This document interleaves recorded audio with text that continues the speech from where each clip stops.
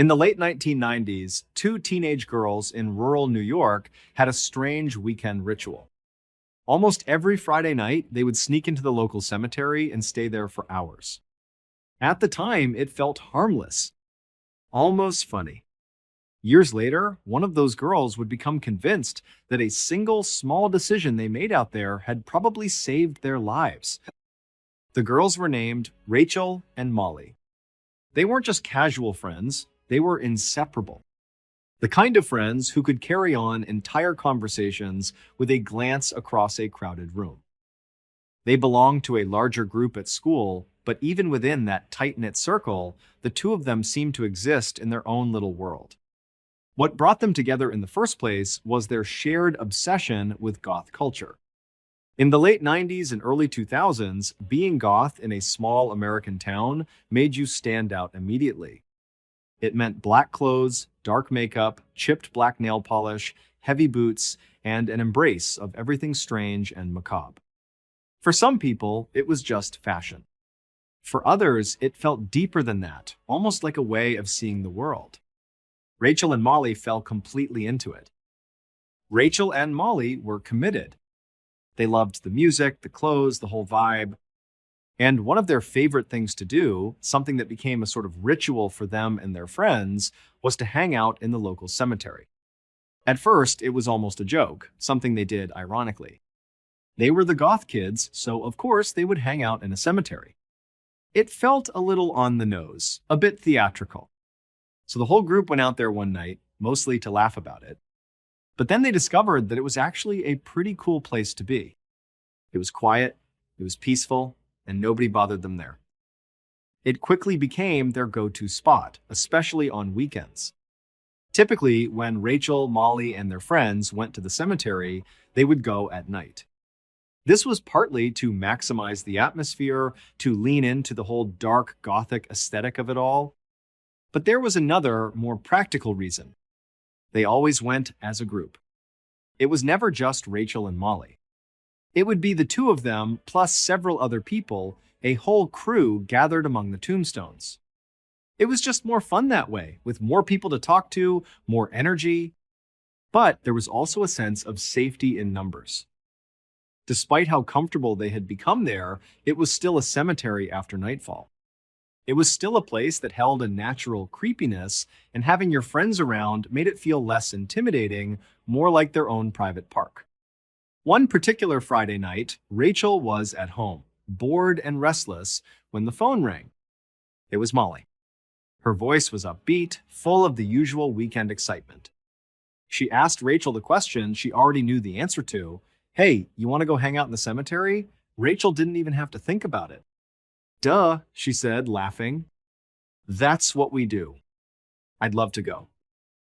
Are you guys coming to get me? And so Rachel got ready. She pulled on her favorite black jeans, a band t-shirt, and her heavy boots. She waited outside her house, the cool night air starting to settle in, watching for the familiar headlights of Molly's car. A few minutes later, the car pulled up, but as it got closer, Rachel noticed something was off. The passenger seats were empty. Molly was alone. This was unusual. Normally, the car would be full, music blasting, the sound of their friends' laughter spilling out into the night. Rachel walked over and climbed into the passenger seat, a question already forming on her lips. Hey, she said, buckling her seatbelt. So where is everyone? Are we going to pick them up now? Molly shook her head, turning the music down a little. Actually, no, she said. I tried calling everyone. But people are either busy or working, or I guess still recovering from last night. So it's just going to be us two at the cemetery. Is that okay? Rachel paused. A small knot of unease tightened in her stomach. It wasn't that she didn't want to be alone with Molly. They were best friends, perfectly comfortable with each other. It was the location. They had an unspoken rule. Never go to the cemetery alone. It was just different, without the noise and the safety of the group. But she looked over at Molly, who seemed to have already accepted it, and she didn't want to be the one to back out. She didn't want to seem scared or ruin Molly's plan. So she forced a smile. "Oh yeah, that's fine," she said, trying to sound more confident than she felt. "It is great. Just the two of us. Let's go." So, despite the flicker of hesitation, she settled into her seat, and they drove off, heading the short half-mile to the cemetery. This wasn't just any cemetery. It was enormous, an ancient place that stretched out over a vast expanse of land. To get in, you had to pass under a huge medieval-looking gate, a stone archway that loomed over the entrance. The massive wrought iron gates themselves were permanently open, but the archway gave the whole place a very Gothic, imposing feel. Once you passed through it, a single paved road cut straight through the center of the cemetery, running all the way to the back, probably over a mile long. This road effectively split the grounds into two huge sections, a left side and a right side. Rachel, Molly, and their friends had a favorite spot. As you drove in, it was in the far back left corner. They liked this area for a specific reason. The left side of the cemetery was full of rolling hills, and in that back corner, there was a natural depression in the land. There weren't many tombstones in this little hollow, just a big boulder and a gnarled old tree next to it. It was a perfect hiding spot. If you were standing at the main gate and scanning the landscape, you wouldn't be able to see anyone who was down in that depression. They were completely tucked away, hidden by the contours of the earth. For a group of teenagers looking for a private place to hang out, it was ideal. So, Molly drove them through the imposing gate, and they made the familiar trip down the long straight road. It was getting dark now. The sun had set, and the sky was a deep, bruised purple. The world was quieting down for the night. As usual, the cemetery was deserted. No one else was ever really there, especially at this hour. The only exception was on the other side of the cemetery, the far right-hand side, on the complete opposite end from their spot. Sometimes, college kids from the local university would hop the fence over there and build a bonfire right up against the cemetery wall. It was completely against the rules, of course, but it happened from time to time. But that was rare. And tonight, a quick glance in that direction showed nothing but darkness. The place was theirs. They reached the end of the road, parked the car, and got out. The air was cool and still. They walked from the road down the gentle, grassy slope into their familiar depression, their hangout spot. Once they were settled, they took up their usual positions, sitting on the big rock, leaning against the rough bark of the old tree. They lit up cigarettes and just started talking, falling into the easy rhythm of close friends. That's what goth teenagers in rural New York did in the 90s. They talked about everything and nothing about boyfriends, about some drama that had happened at school, about teachers they liked and teachers they hated. As the sky turned from purple to a deep, inky black, Rachel started to relax.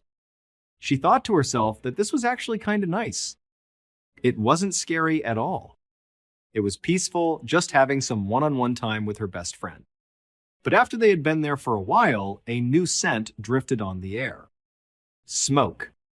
Not cigarette smoke, but the distinct smell of a wood fire. They both noticed it at the same time.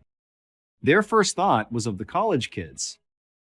Even though they hadn't seen a fire when they arrived, they had been down in their hollow for a good while now. It was entirely possible that in that time, some students had hopped the fence on the far side of the cemetery and started one of their illegal bonfires. The fire itself didn't bother them. It was way over on the other side of the massive property. But they knew from experience what a bonfire meant. It meant that eventually the police would show up.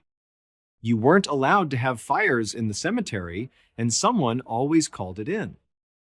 The cops would come, make the college kids put the fire out, and then, as a matter of routine, they would do a full sweep of the entire cemetery to kick out anyone else who wasn't supposed to be there.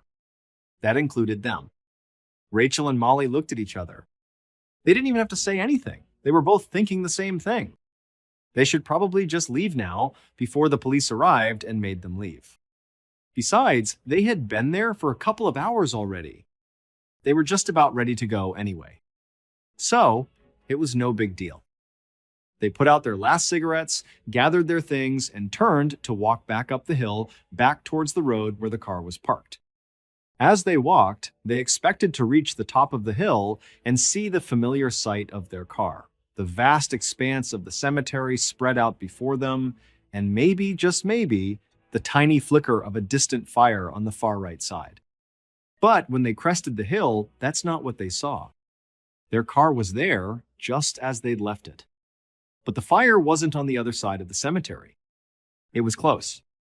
Shockingly close. To their right, maybe 100 meters away, was another depression in the landscape, another rolling hill that dipped out of sight. And just over the edge of that hill, they could see the tops of flickering flames. This was wrong. This was completely strange. When they had arrived, they were definitely the only ones on this side of the cemetery. There was no one else here. So, sometime while they were in their spot, someone else had shown up and started a fire right near them. They had never seen anything like this before. The college kids stuck to their own side. No one ever came over here. Who was it? The two girls stood there, frozen for a moment, a mix of curiosity and confusion. Did the college kids decide to move their party spot? They couldn't see the person or people around the fire, only the orange glow and the dancing flames licking at the night sky. They were pretty sure that whoever was over there had no idea that they were right here watching. A mischievous idea sparked between them. "What if we go back down and sneak up the other side of our hill?" Molly whispered. "We could peek over the top and see who it is. We could spy on them." Rachel hesitated for a second, but the curiosity was too strong. "Yeah, why not?" she agreed. "We're already here." So they turned around and walked back down into the base of their own depression, past the big rock and the tree where they had spent the last couple of hours. They crossed the bottom of the hollow and began to quietly walk up the opposite slope, the one that would give them a vantage point over the mysterious fire. They moved slowly, trying to be as quiet as possible. As they got closer and closer to the top of the ridge, the crackle of the fire grew louder. Just as they were almost at the very top, where they would be able to peer over and see everything, Rachel's foot came down on a dry branch. It snapped with a loud crack that seemed to echo in the silent night. The only other sound was the fire. They hadn't heard any voices, no music, nothing. Rachel instantly clapped a hand over her mouth and shot a wide-eyed look at Molly. Molly looked back at her, annoyed. "What are you doing?" she mouthed. "We're trying to be quiet." They both froze, listening, waiting to see if they had been heard. But there was only silence. An eerie, heavy silence.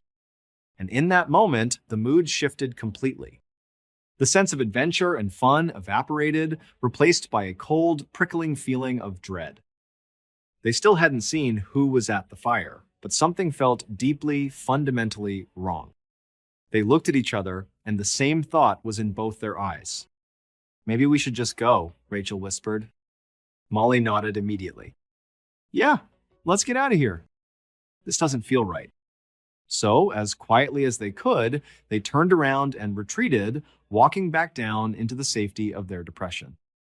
They passed their rock and their tree and started walking back up the original hill, the one that led to their car and their escape. As they were about halfway up, a strange impulse made Rachel turn and look back one last time towards the ridge they had just abandoned. And her heart stopped. There was a man standing there now on the ridgeline, silhouetted against the bright orange glow of the fire. He was just standing there, perfectly still, staring directly in their direction. He wasn't saying anything. He was just watching them. It was instantly clear this was not a college kid. He was older, broad-shouldered, and there was something deeply ominous about the way he stood there. "Molly, look!" Rachel gasped, grabbing her friend's arm. Molly turned, and her eyes went wide with fear. "Let's go," she hissed. "Let's get out of here right now." They stopped walking and started moving quickly, almost jogging up the grassy slope. A second later, Rachel risked another glance over her shoulder. The man was gone from the hilltop. For a split second, she felt a wave of relief. But then she saw movement in the darkness below the ridge. He was running. He was running down the hill, straight towards them. That's when they started screaming.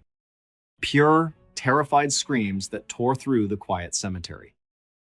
They scrambled up the rest of the hill, their feet slipping on the dewy grass. Rachel kept looking back, and the man was gaining on them, his dark shape closing the distance with alarming speed. They reached the top of the hill and sprinted for Molly's car. Molly fumbled with the keys, her hands shaking. They yanked the doors open, threw themselves inside, and slammed the locks down. Molly jammed the key in the ignition, and the engine roared to life. She slammed the car into drive and stomped on the gas, tires spinning on the gravel before they shot forward. As they sped away down the long, straight road, Rachel looked out the back window. The man had reached the road. He had almost caught them. He stood there for a moment, watching their taillights disappear into the darkness, and then he slowly turned and walked back down the hill, vanishing from sight. The drive home was a blur of panicked chatter. They were both totally shaken up. Who was that guy? What was he doing out there? What did he want? It was all so creepy, so surreal. They tried to make sense of it, but there was no sense to be made. By the time Molly dropped Rachel off at her house, they had started to downplay it, to turn it into a crazy story, almost as a defense mechanism to calm their own frantic nerves. Man, that was insane, huh? Molly said, trying for a light tone. They laughed, a little hysterically, and promised to stick to well-lit places for a while. It was just a weird night, a spooky encounter. Rachel went inside, not even mentioning the incident to her mom. She just went to her room, her heart still pounding, and tried to forget about it. Molly went home and did the same. The next morning, Rachel woke up and went downstairs to the kitchen. Her mom was already up, making coffee, going through her morning routine. The house was filled with the smell of brewing coffee and the sounds of a normal Saturday morning. When her mom saw her, she smiled. "Hey, how was your night last night?" she asked. Rachel shrugged, trying to sound casual.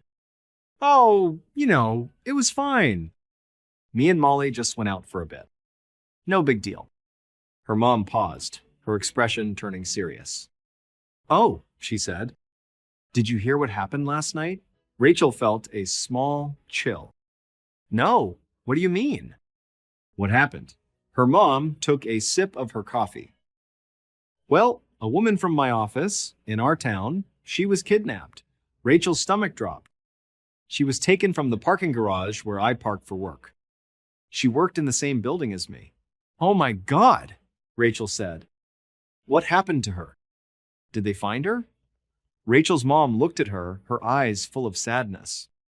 "No," she said softly. "I mean, yes, they found her. But it was too late. She was dead. And Rachel, whoever kidnapped and killed her, they brought her body to the local cemetery last night. They burned her body in a huge bonfire." Her mom continued, "The police are still looking for whoever did it. They haven't caught him yet." In that instant, Rachel's entire world collapsed. The blood drained from her face as the pieces clicked into place with sickening clarity. That fire. That wasn't a bonfire. That man, he wasn't just some random creep. He was the killer. And the fire he was tending to, the fire they had almost stumbled upon, was burning the body of that poor woman. They had been right there, no more than 100 meters away, while this horrible, monstrous act was taking place. The thought was paralyzing. What would have happened if that man had caught them? What was he planning to do as he ran after them in the dark? Tears streamed down Rachel's face as she poured her heart out, telling her mom every single detail of the night before. Her mom listened, her own face pale with horror. "Oh my God, Rachel," she whispered, pulling her into a tight hug. "I can't believe this.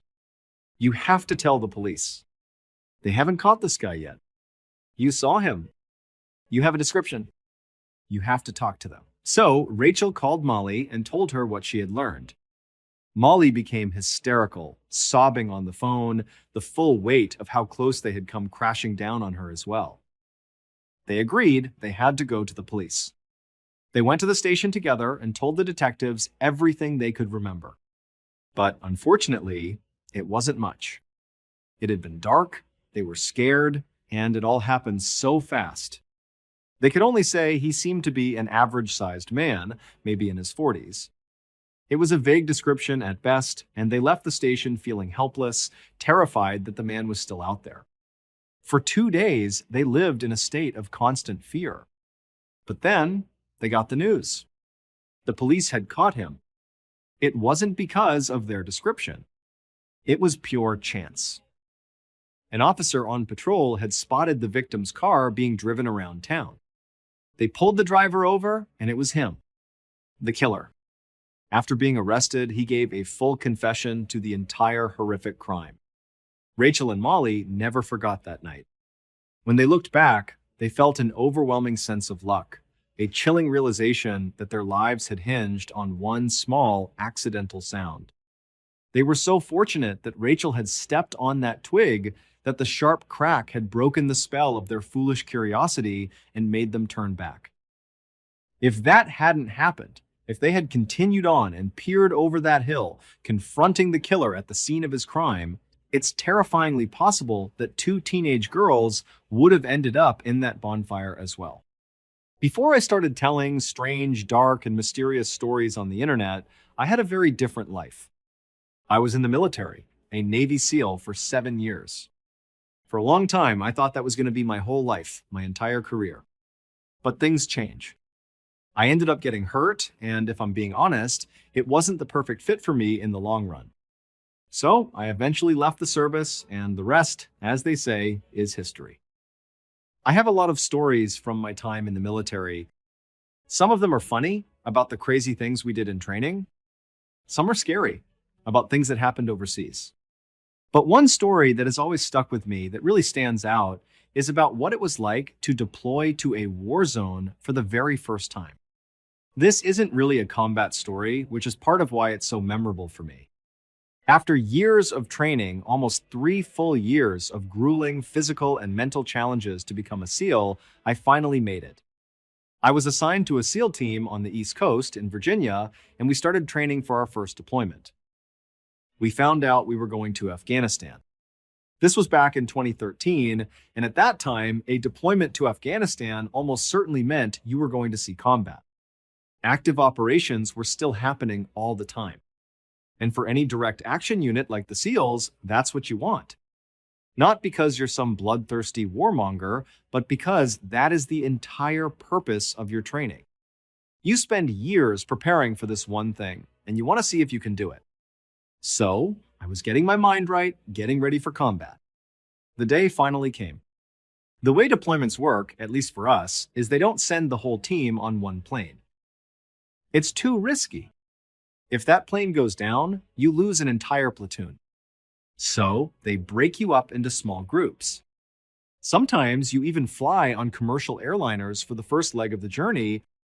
I remember flying to South America first with a couple of other SEALs, all of us dressed like regular civilians. From there, we hitched a ride on a military transport flight that would take us the rest of the way into Afghanistan. But my entire mindset during this whole process was singular. I am going to war. This is it. I remember being on that last military plane, the one that would actually take us into the country. When we crossed into Afghan airspace, an active war zone, the whole atmosphere inside the plane changed. The military pilots switched the interior lights from the normal bright white overhead lights to a deep, ominous red. Then, an announcement came over the intercom telling everyone to stay away from the windows. The reason was simple. We were beginning our descent, the most vulnerable part of the flight. In theory, the plane could be shot at from the ground, and you didn't want to be sitting next to a window if that happened. Now, realistically, if a rocket-propelled grenade hits the side of the plane, it's not going to matter much where you're sitting. But it was this stark, sudden reminder of where we were. We were about to land in a place where people might try to shoot us out of the sky. The way these planes landed was an experience in itself. To minimize the time they were in range of small arms fire from the ground, they would perform what's called a combat landing. They'd fly in high and then basically nosedive towards the runway, a steep, spiraling descent to lose altitude as quickly as possible before leveling out at the last second to land. It was a gnarly, stomach-churning maneuver. So, there we were, strapped into our seats, the cabin bathed in red light, everyone staying clear of the windows as the plane corkscrewed towards the ground. I just kept thinking, okay, here we go. This is Afghanistan. We touched down hard, but safely. We were at a large, well-fortified base called Forward Operating Base Shank. After we taxied to a stop, the huge rear ramp of the plane began to lower. My mind was still locked in that combat mode. I grabbed my pack, the rest of my gear had been shipped on pallets weeks earlier, and I walked down the ramp with a buddy from my team. We stepped out onto the tarmac, and I saw Afghanistan for the first time. The windows on the plane had just been tiny portholes, and we'd been told to avoid them anyway, so this was my first real look. And it stopped me in my tracks. It was unbelievably beautiful. In every direction, 360 degrees, were these enormous, majestic mountains with snow-capped peaks rising up into a crystal-clear blue sky. There were vast, green fields. It was this stunning, untouched-looking land. And right in the middle of it all was this jagged scar on the earth, the NATO base, a sprawling complex of gravel and concrete barriers from which war was conducted. The contrast was jarring. It just didn't compute. This place was too beautiful for a war. But that moment of awe was brief.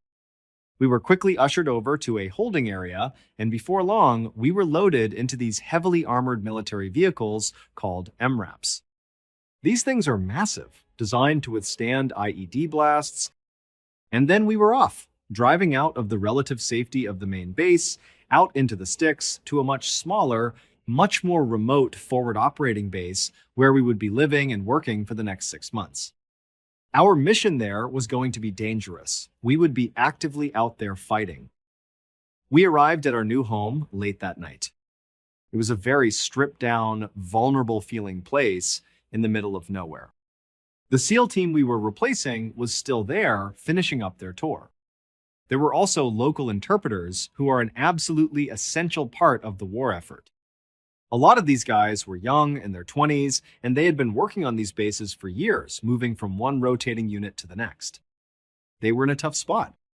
By working with NATO forces, they were seen as traitors by the Taliban and other militant groups, which made them targets. They couldn't really leave the base. The great promise for them was that, in exchange for their service, they would eventually be given a visa to come to the United States. That worked out for some, but not all. And these guys were tough. They had been in more gunfights than most of the soldiers they worked with. They had seen some crazy things. My specific role in the platoon involved working closely with these interpreters and our partner force of Afghan soldiers. So that first night, in this overwhelming new environment, I met with one of our interpreters to get a lay of the land. The outgoing team, SEAL Team 8, was so seasoned by this point. They'd been in combat for 6 months straight. They all had huge beards, they were all jacked, and they had this casual, fearless air about them that made me feel incredibly green. I sat down with this interpreter, a guy who was maybe 25 or 26, and we talked about upcoming operations and got to know each other a bit. At some point, he leaned in and said to me in the slang he'd picked up from years of hanging around American soldiers, Bro, have you heard the story? The story of what was in the cave in Kandahar?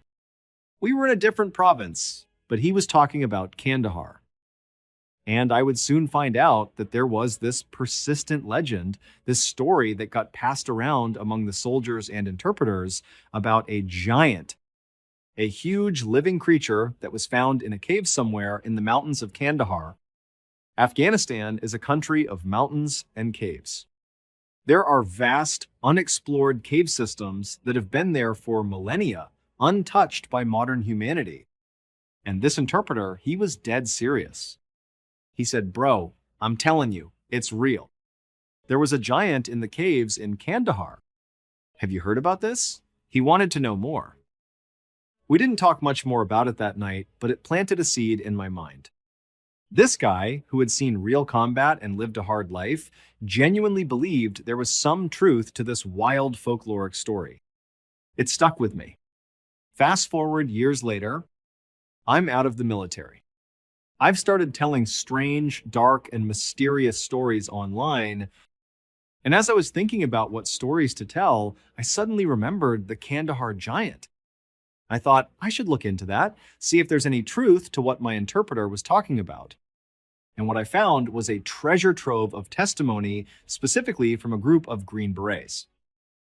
It seemed one particular team had apparently encountered something truly otherworldly in the caves of Kandahar. One soldier from that team, who went by the name Mr. K, to protect his identity, had given a shocking, detailed account of what they saw. I felt like I had to tell that story to pick up where my interpreter had left off. So, the story goes like this.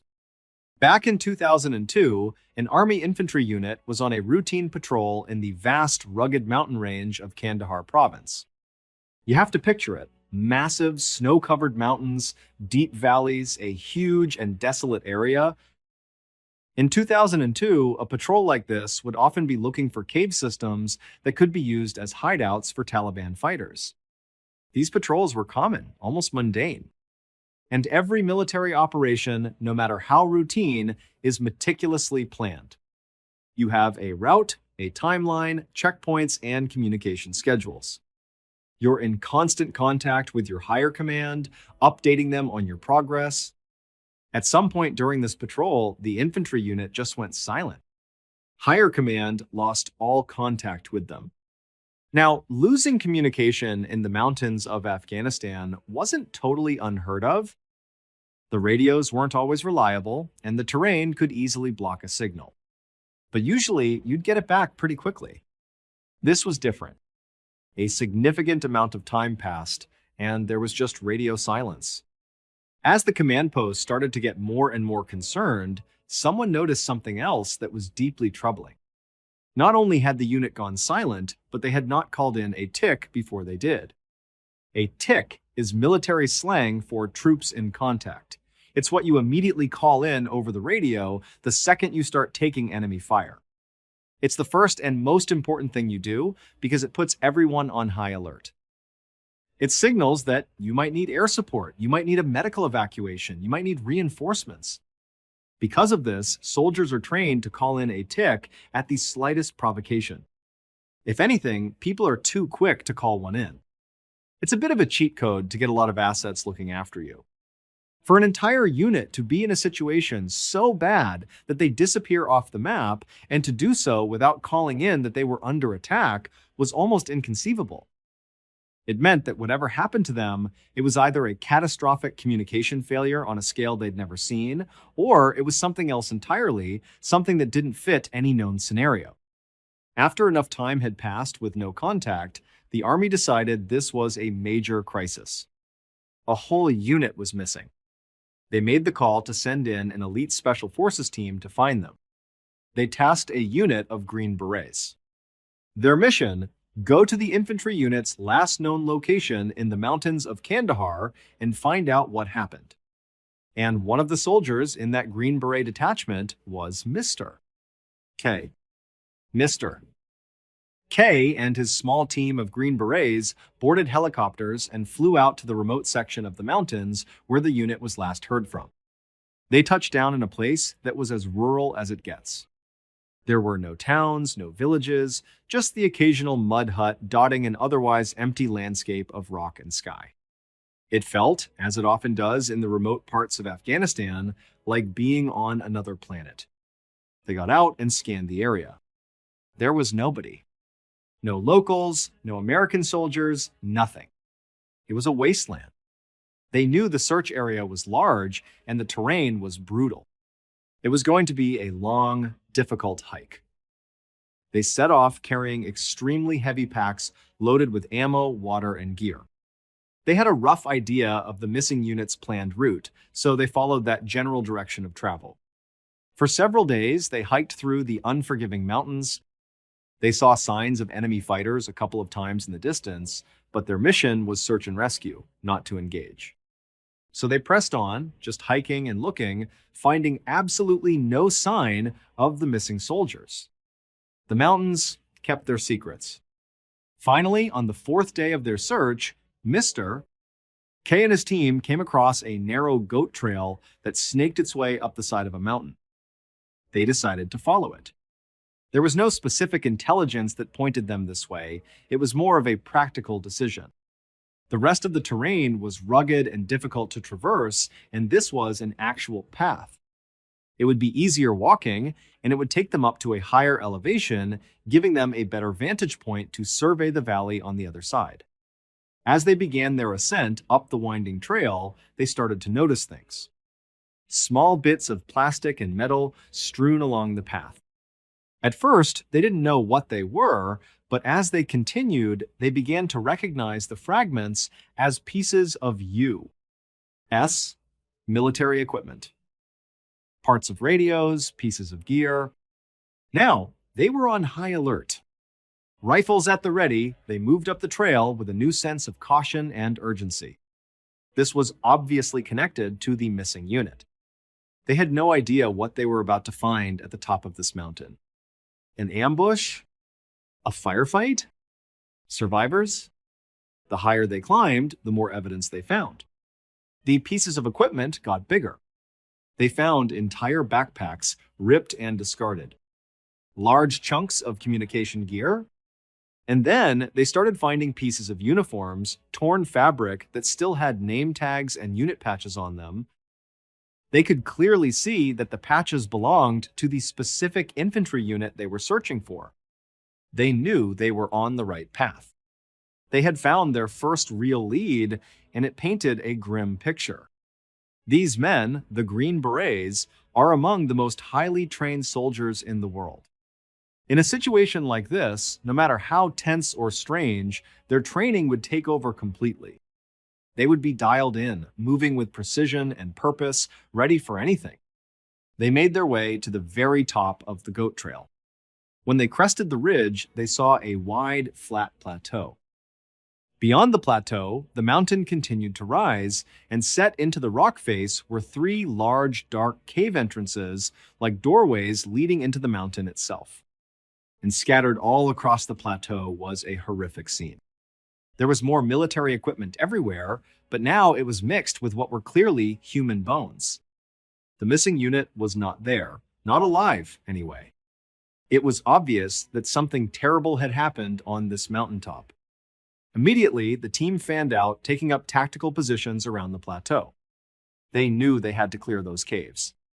The survivors could be in there, or the enemy who did this could be hiding inside. Mr. K and his shooting buddy, a man named Dan, were tasked with approaching the entrance of one of the caves to take a look inside. While the rest of the team provided cover, they moved silently across the bone-strewn plateau. Mr. K said he reached the entrance, a massive, dark opening in the rock. It was big enough to just walk right into, but inside it was pitch black. He took a few steps into the cave. It was cold and damp. He was trying to let his eyes adjust to the darkness when he realized he was standing at the edge of a sheer cliff. The floor of the cave just dropped away into a deep, black pit. He caught himself just in time and peered down, trying to see the bottom, but it was too dark. As he straightened up, he caught a flash of movement from the back of the cave on the other side of the chasm. Instinctively, Mr. K raised his rifle, ready to fire. But before he could, an enormous spear, like a massive javelin, came flying out of the darkness. It moved with incredible speed and struck Dan, his partner, who was standing right next to him. The force of the impact was so great, it threw Dan backwards out of the cave entrance, where he landed on the plateau in full view of the entire team. Seconds later, before they could even process what had just happened, a creature came bounding out of the cave. It was huge, a humanoid figure that Mr. K estimated was at least 12 feet tall. It effortlessly leaped over the chasm inside the cave and charged out onto the plateau. It had fiery red hair and a long red beard. Its skin was pale, And it had 6 fingers on each hand and 6 toes on each foot. It was clad in animal skins and let out a roar as it charged towards them. But the Green Berets reacted instantly. They opened fire. A storm of bullets from multiple directions hit the creature, and in a matter of seconds, the giant fell to the ground dead. The plateau fell silent. The entire encounter had lasted less than a minute. The team's training kicked in again. Once the threat was down, they rushed over to Dan to provide medical aid, but it was too late. The spear had killed him instantly. The team was now in an impossible situation.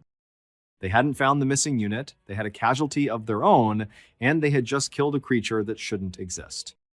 The team leader got on the radio and called higher command. He tried to explain the situation. "You have to come get us," he said. "We have a man down, KIA. And we have a hostile, a very large hostile. You need to come get it too. We don't know what it is." Not long after, 2 helicopters arrived. One was for the Green Berets and the body of their fallen comrade, Dan. The other helicopter was equipped with a huge cargo net. The crew lowered the net, and the soldiers on the ground wrapped it around the body of the dead giant. The helicopter then lifted it up and flew away, the massive form dangling beneath it. Mr. K and his team expected to be debriefed as soon as they got back to base. A debrief is standard procedure. You write an after-action report detailing exactly what happened on the mission. It's how the military documents events and learns from them. They expected to tell their incredible story and maybe, just maybe, get some answers about what the hell they had just encountered. But when they got back to base, things were strange. No one came to talk to them. They were basically isolated and told to just write down what happened. So they did. They wrote the truth, every unbelievable detail. Every member of the team had seen the same thing. But when they submitted the report, they were told by a superior officer that they could not include those details. They were ordered to change the report. "We can't say you fought a giant in a cave," the officer told them. "That's not going in the official record. Change it." So, despite knowing it was a lie, they rewrote the report. They stated that they had made contact with an enemy force and that Dan had been killed by enemy small arms fire. After they submitted the falsified report, they were all forced to sign non-disclosure agreements, legally binding documents, forbidding them from ever talking about what they had actually seen. After that, it was as if it never happened. When they tried to look for more information, they found that all reports related to that operation were heavily redacted or classified as top secret. Mr. K never even found out what happened to the original missing infantry unit. Their fate remains a mystery. For 14 years, Mr. K and his teammates kept this secret. But the weight of it, the injustice of it, was too much. Dan had been killed, and the official story was a lie. In 2016, Mr. K decided to go public. He spoke to some of the other members of his team, and they felt the same way. It was wrong that the truth was being buried. As he began to tell his story, he discovered that other people in the military had also encountered the giant. The pilots and crew of the helicopter that airlifted the body out remembered seeing a 12 to 15 foot tall, 6-fingered giant in their cargo net. They too had been told to keep silent, their reports redacted and classified. It seemed that everyone who had been involved with the incident was sworn to secrecy, and the government had gone to great lengths to cover the whole thing up. I don't know what to make of this story. There's a part of me that wants to believe the testimony of Mr. K and the others. But there's also a part of me that knows how wild it sounds. Still, so many people claim to have seen this thing. And I can so clearly remember my own interpreter back in 2013 sitting in that dusty little base in the middle of the night, being so convinced that there was something real and terrifying in the caves of Kandahar. I've been in those mountains. I've walked past those dark cave entrances. And I can tell you, looking up at them, you get an unsettling feeling. Who knows what's inside? In a landscape that vast and ancient, a place that feels like another planet, it doesn't seem entirely impossible. What we're left with is a mystery. An entire infantry unit is still unaccounted for, at least in the public record. A Green Beret named Dan was killed in action, and his teammates, who saw it happen, want the truth to be known. It seems clear the government disguised the truth. Whether they're covering something up is a question that remains unanswered. Thanks for listening. It's strange how sometimes an entire life can hinge on one tiny moment. One snapped twig in the dark. One uneasy feeling in your stomach. One decision to turn around instead of taking one more step forward. Rachel and Molly walked away from that cemetery without realizing how close they had come to something truly horrific, and somewhere in the mountains of Afghanistan, there are still stories buried beneath rock, secrecy, and silence that may never fully be explained. Maybe that's what makes stories like these stay with us long after they end.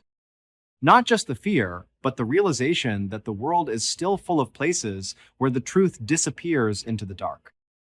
Until next time, stay safe and be careful what you follow into the unknown. See ya! In the late 1990s, in a small, quiet town nestled in rural New York, there were two teenage girls named Rachel and Molly. And they were best friends. They were part of a larger circle of friends, a tight-knit group that navigated the halls of their high school together, but Rachel and Molly had a bond that was a little different, a little deeper. What really drew them together, what formed the core of their friendship and their social circle, was a shared love for goth culture.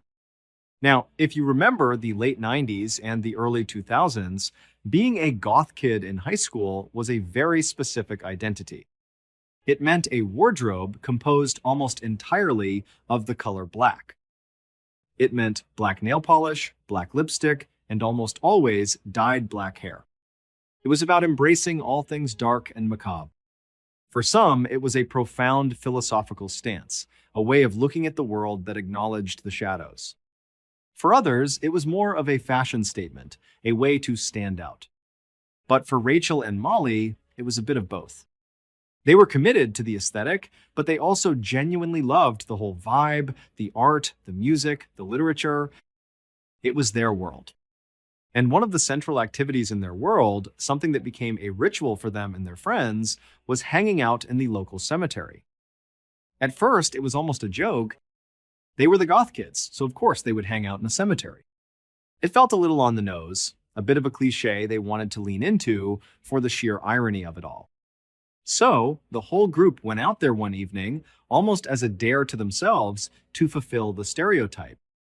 But then, something unexpected happened. They discovered that they actually liked it there. The cemetery was peaceful. It was quiet. It was a place where they could be themselves, away from the judgment of their classmates and the prying eyes of their parents. It became their spot, their go-to hangout, especially on the weekends. Typically, when Rachel, Molly, and the rest of their friends went to the cemetery, they'd go at night. This was partly to maximize the atmosphere, to really lean into the whole dark, gothic aesthetic they loved so much. But there was another, more practical reason they always went as a group. A cemetery at night, no matter how much you romanticize it, is still a little bit creepy. There was a sense of safety in numbers. The laughter and chatter of their friends cut through the silence and kept the deeper, more unsettling feelings at bay. It was fun with a group. It felt safe with a group. So, it was an unspoken rule that Rachel and Molly never went there alone, just the two of them. It was always a package deal, the whole crew or nothing. One particular Friday night, the air was starting to get that cool autumn crispness to it. Rachel was at home, probably listening to music in her room, when the phone rang. It was Molly. Her voice was cheerful on the other end of the line. She asked, "Hey, want to go hang out at the cemetery?" And Rachel's immediate thought was, of course. That's what they did on a Friday night. It was the plan. She said, "Duh. I'd love to go. Come pick me up. Let's go." So Rachel got ready. She pulled on her favorite black jeans, a band t-shirt, and her worn-in combat boots. She applied a fresh coat of dark lipstick and waited by the front door. A little while later, she saw the familiar headlights of Molly's car pull into her driveway. But as she walked out, the first thing she noticed was that the car was empty, except for Molly in the driver's seat. There was no one else. Usually, the car would be full, a hub of noise and energy as their friends piled in. This was different. Rachel opened the passenger door and slid into the seat, a question already on her lips. She looked over at Molly and asked, "Hey, so where is everybody? Are we going to pick them up now?" Molly gave a little shrug, her hands still on the steering wheel. She said, "Actually, no. I tried calling everyone, but people are either busy, or they have to work, or they're still recovering from last night. It's just going to be us two tonight. Is that okay?" And Rachel felt a little knot of unease in her stomach. It wasn't okay, not really. This wasn't how they did things. It wasn't about her trust in Molly. They were as close as sisters. It was about the place. The cemetery. At night, alone. The idea felt uncomfortable, a little too vulnerable. The safety of the group was a crucial part of the experience. But she looked at Molly, who seemed to have already made peace with the idea. Molly was ready to go, and Rachel didn't want to be the one to back out, to be a buzzkill. She didn't want to be rude. So, she pushed her hesitation down and forced a smile. "Oh yeah, that's fine," she said, trying to make her voice sound convincing. "It'll be great. Just the two of us. Let's go." And with that, even with the reluctance lingering in the back of her mind, she settled into her seat. Molly put the car in drive, and they pulled away from the house, heading the short half-mile towards the old cemetery. This cemetery was enormous. It was one of those sprawling, ancient places with tombstones that dated back centuries. As they pulled up to the entrance, the first thing you saw was this huge, medieval-looking gate. It was a massive stone archway that stretched across the entrance road, with big wrought iron gates that were permanently chained open. It was a very Gothic, very dramatic entrance, and it set the tone for the whole place. Once you drove through that archway, you were on a long, straight road that cut right through the middle of the cemetery, all the way to the back. It was a huge property, probably over a mile from the front gate to the back fence. This central road effectively split the cemetery into two distinct halves, a right side and a left side. And the spot where Rachel, Molly, and their friends always hung out was in the back left corner. They loved this area for a very specific reason. The left side of the cemetery was full of rolling hills, gentle slopes where the plots were laid out, and in that far back left corner, there was a natural depression in the earth, a shallow little valley. In this depression, there weren't many tombstones. Instead, there was a big moss-covered boulder and a gnarled old tree right next to it. It was a perfect hideaway. If you were standing at the front gate and scanning across the vast expanse of the cemetery, you wouldn't be able to see anyone who was down in that little depression. They were completely tucked away, hidden by the lay of the land. For a group of teenagers looking for a private place to hang out, it was ideal.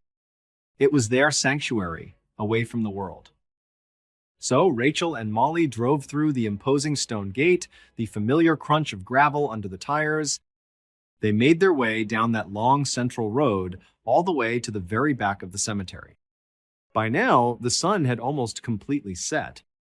The sky was a deep, bruised purple, and the long shadows of the tombstones were melting into the growing darkness. It was quiet, utterly still. There was no one else around, which wasn't unusual. The place was almost always deserted. Occasionally, on the other side of the cemetery, the far right-hand side, some of the college kids from the local university would hop the fence. They had a spot over there where they'd sometimes build a bonfire right up against the fence line. It was totally against the rules, but they would sneak over and do it every now and then. But that was a rare occurrence. Other than those occasional trespassers, the cemetery was their private domain. They reached the end of the road, and Molly parked the car. They got out, the car doors closing with a dull thud that seemed incredibly loud in the silence. They walked from the road, across the damp grass, and down the gentle slope into their familiar depression. Once they were at the bottom, they settled into their usual spots.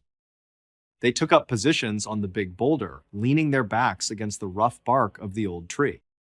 They lit up cigarettes and just started talking. This was their routine. They were just two goth teenagers in rural New York in the late 1990s doing what they did. They talked about everything and nothing. They swapped stories about their boyfriends, complained about teachers, and dissected the latest drama at school. As time passed, the last bit of light faded from the sky, and it became fully dark. A blanket of stars appeared overhead. And in the quiet comfort of their spot, the girls were just having a nice time.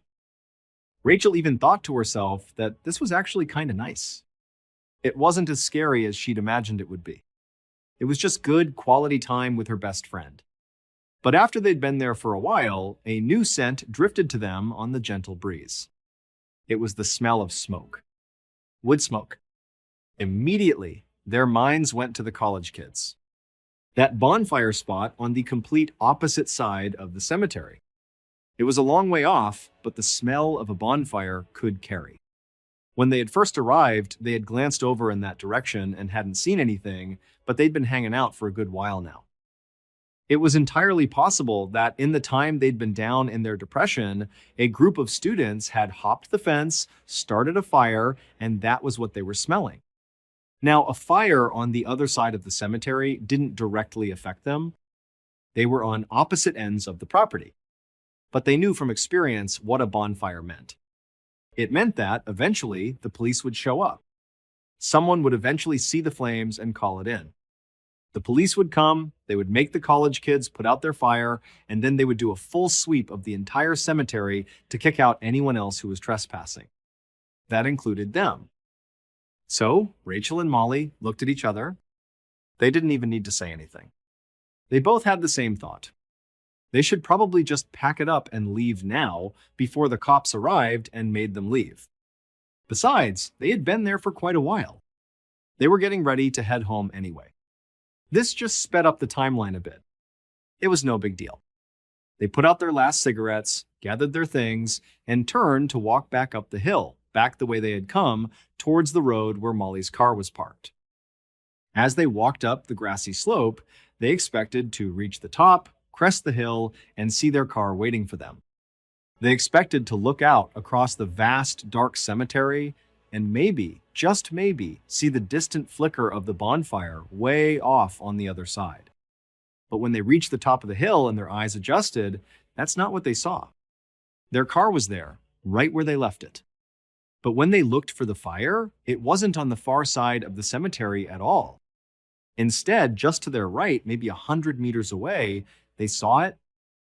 There was another depression in the landscape over there, another rolling hill that dipped down out of sight. And rising from that depression, they could see the tops of flickering flames. A fire was burning right there on their side of the cemetery, practically next to them. This was wrong. This was completely out of the ordinary. They knew for a fact that they were alone on this side when they arrived. There was nobody else here. So, sometime while they were down in their spot, someone else had shown up and started a fire. They had never seen anyone do this over here. It wasn't the college kids' spot. This was something new, and it was unsettling. Their first thought was a mix of curiosity and caution. Who was over there? Had the college kids decided to move to a new spot? They couldn't see the person or the people around the fire, only the orange flames licking up over the edge of the hill. They were sure that whoever was over there had no idea that they were right here, just one hill over. A mischievous idea popped into Molly's head. She whispered to Rachel, "What if we go back down and sneak up the other side of our hill? We could peek over and see who it is.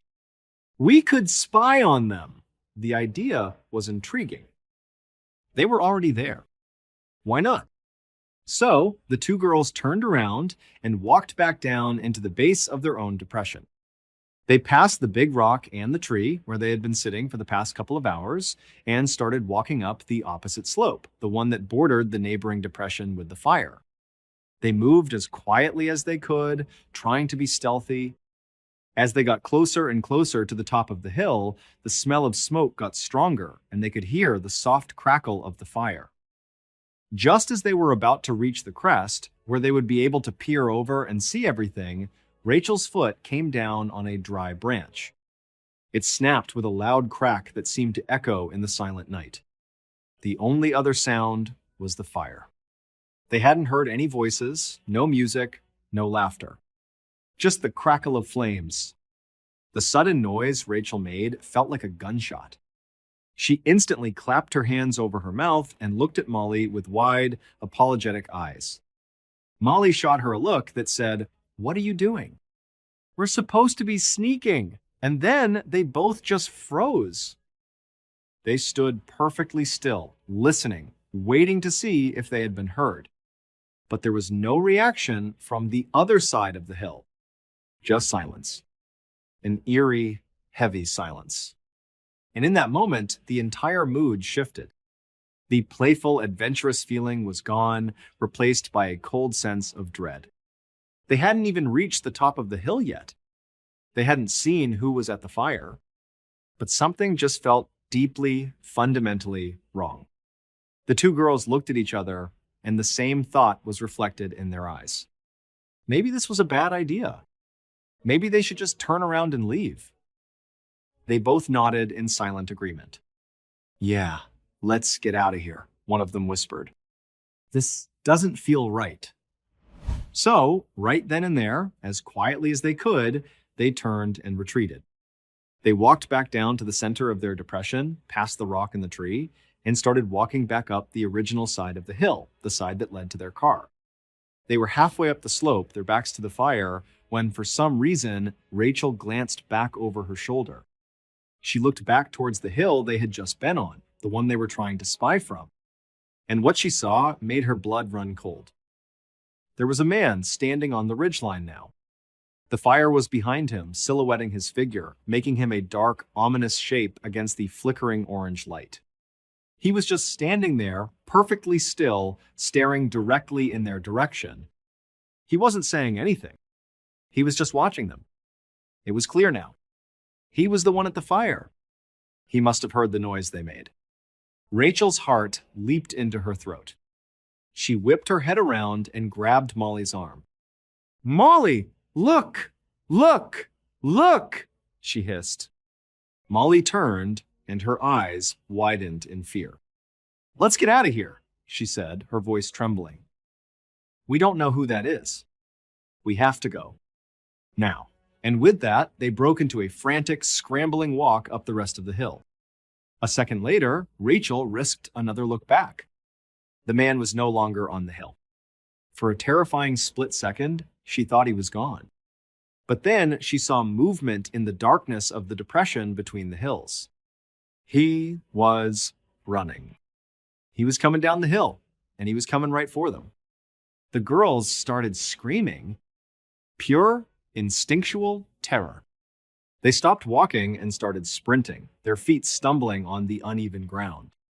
They ran for the car, their lungs burning.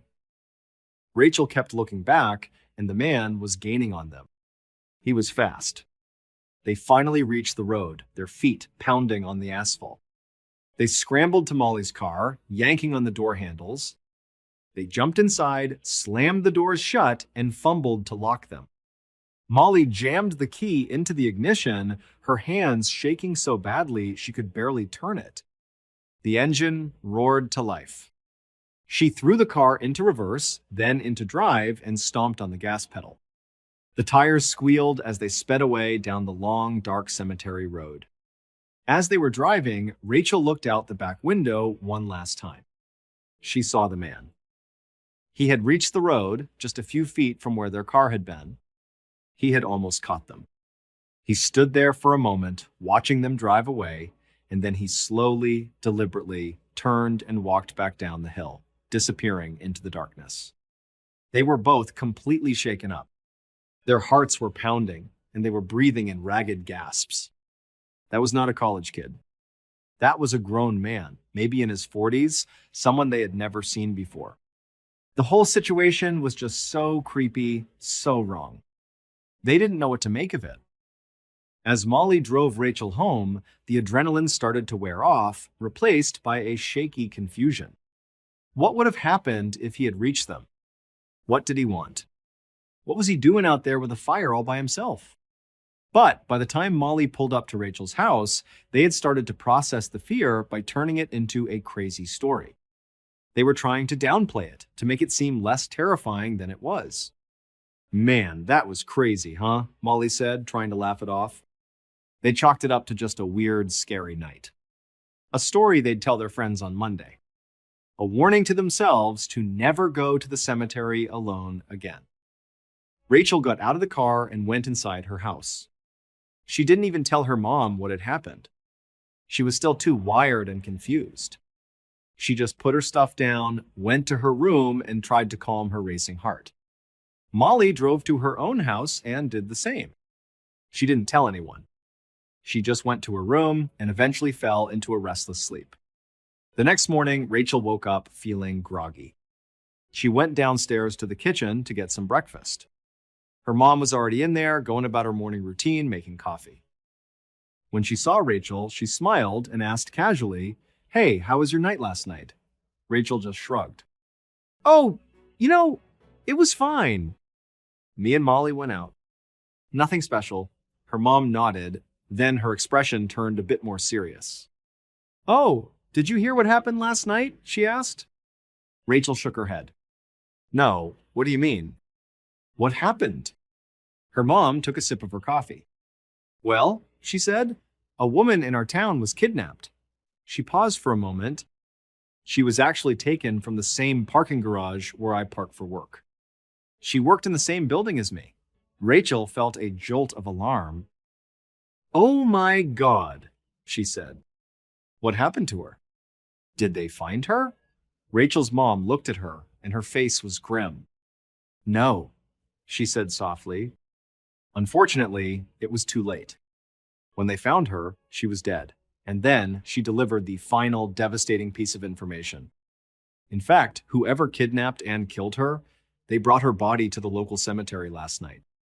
And they burned her in a huge bonfire. Her mom's voice dropped to a whisper. And they still haven't caught the person who did it. When Rachel heard those words, it was like the entire world tilted on its axis. Everything came crashing down. Suddenly, she understood exactly what had happened the night before. That fire wasn't just a fire. That man wasn't just some random creep. He was the killer. That fire they had smelled, the one they had almost walked right up to, it very likely contained the body of that poor woman. They had been right there. No more than 100 meters away while this horrific act was taking place. It was even more terrifying to realize that they were probably there when the killer first arrived, when he set everything up, when he started that fire. And the most chilling thought of all, what would have happened if he had caught them? What was he trying to do when he chased them? Was he trying to silence the only witnesses to his crime? A wave of nausea washed over Rachel. She started to tremble, and she poured her heart out to her mom. She told her everything. About Molly calling, about going to the cemetery alone, about the strange fire, about the man on the hill, about the terrifying chase to the car. Her mom listened, her face growing paler with every word. When Rachel finished, her mom was horrified. "Oh my God," she said, pulling Rachel into a hug. "I can't believe this happened. You have to tell the police. They haven't caught this guy yet. You saw him. You have a description of him. You have to talk to them." So that's what they did. Rachel immediately got on the phone and called Molly, telling her what she had just learned. Molly became hysterical on the other end, crying, barely able to speak. They couldn't believe how close they had come to a truly terrible fate. They went to the police station together. They sat down with a detective and told him everything they could remember about the man. Unfortunately, their description wasn't much to go on. It had been dark, and they had been terrified. All they could really say was that he looked to be about average height, maybe in his 40s. It wasn't a lot for the police to work with. but it was something. And luckily, they wouldn't have to rely on that description alone. Just 48 hours later, the police got the break they needed. It wasn't because of the girl's description, but because of a bit of luck and good police work. An officer on patrol spotted the victim's car being driven around town. A BOLO, a be on the lookout alert, had been issued for the vehicle. The officer pulled the car over, and the person behind the wheel was the killer. After he was arrested, he made a full confession to the kidnapping and the murder. Rachel and Molly were safe. The man who had chased them was behind bars. But they would never forget that night. They thought back to that moment when Rachel accidentally stepped on the branch, making that loud noise. At the time, it felt like a stupid mistake, a clumsy move that could have gotten them caught spying. But now, they realized it was the sound that had likely saved their lives. That noise made them pause. It made them feel uneasy. It made them rethink their decision and turn back. If that hadn't happened, if they had continued up and over that hill, they would have come face to face with a killer in the middle of him disposing of a body. And it's almost certain that two teenage girls, the only witnesses to his crime, would have ended up in that bonfire as well. Their favorite hangout spot, a place they once saw as a sanctuary of ironic coolness, was now forever tainted by the memory of what they almost stumbled into and the terrifying reality of the darkness that can hide in the most familiar places. Stories like this are terrifying because they remind us how close ordinary people can come to extraordinary evil without ever realizing it. One normal Friday night, one familiar place, one small decision, and suddenly everything changes. And maybe that's the most unsettling part of all. Sometimes the darkest moments don't begin with screams or warning signs. Sometimes they begin in silence. Until next time. On the afternoon of Wednesday, the 12th of April, 2006, a dentist named Dr. John Yelnick was just finishing up with his last patient of the day.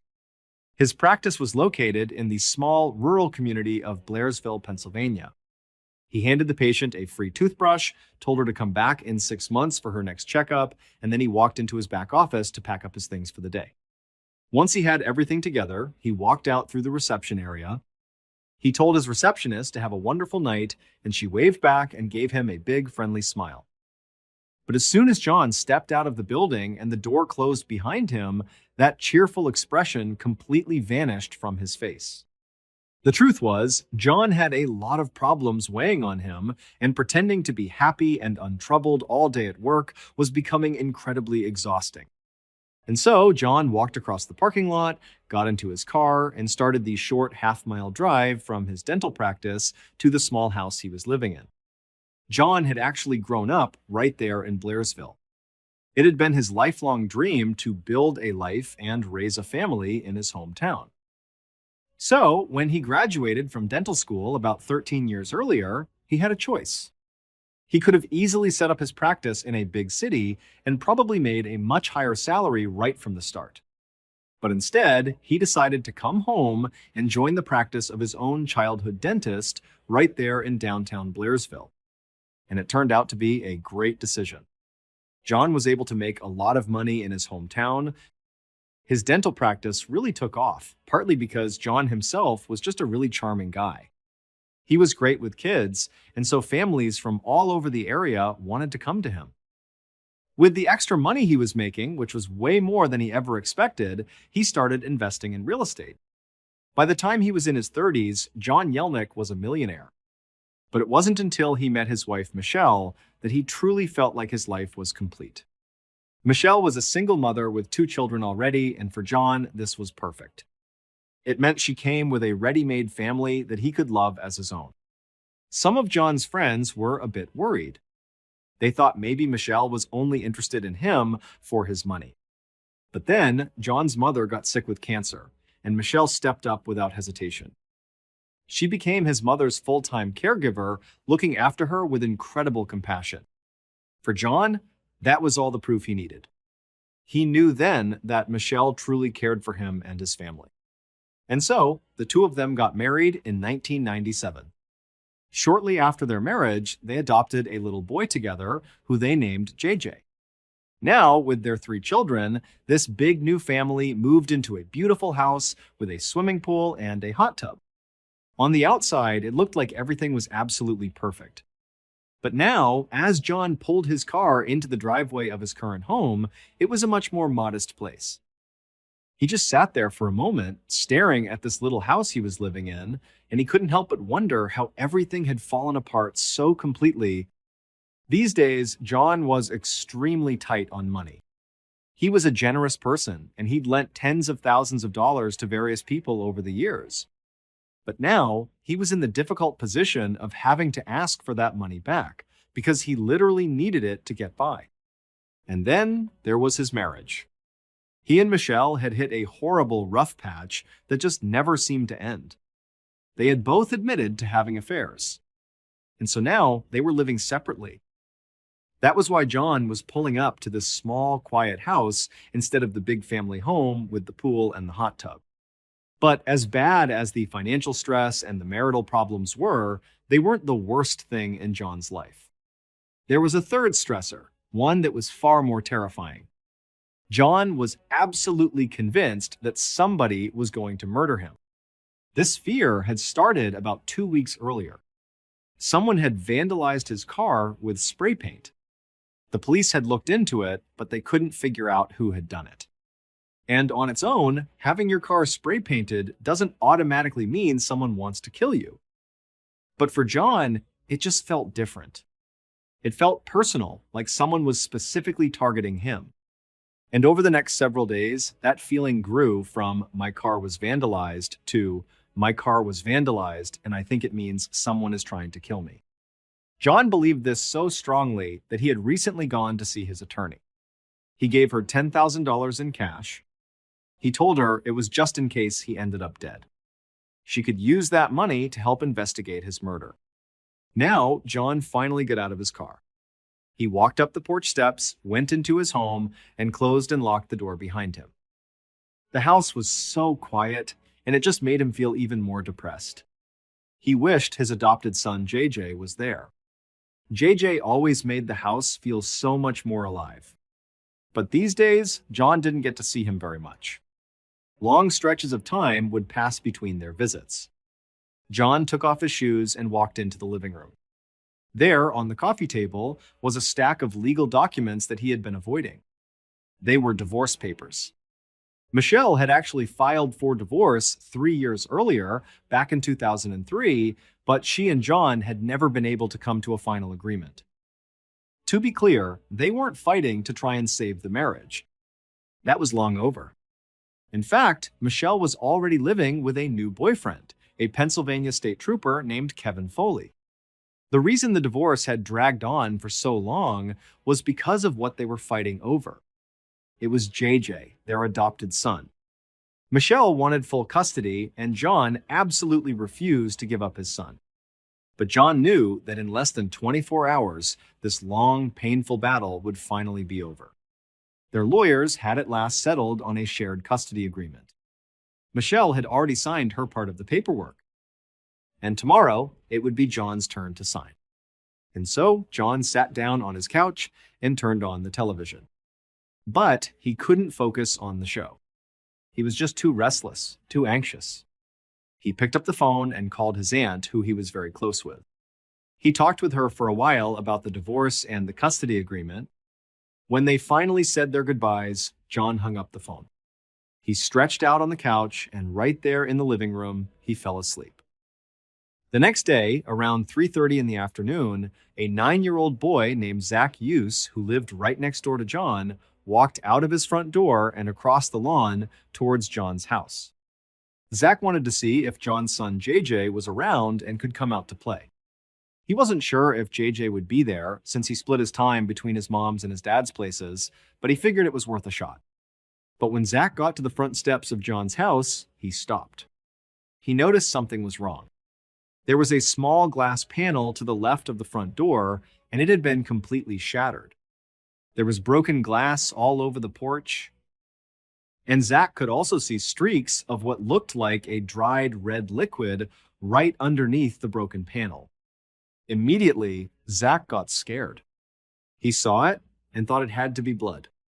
His first instinct was to turn and run away as fast as he could. But then he thought about his friend, JJ. He was worried that maybe JJ was inside and in some kind of trouble. He couldn't just leave him.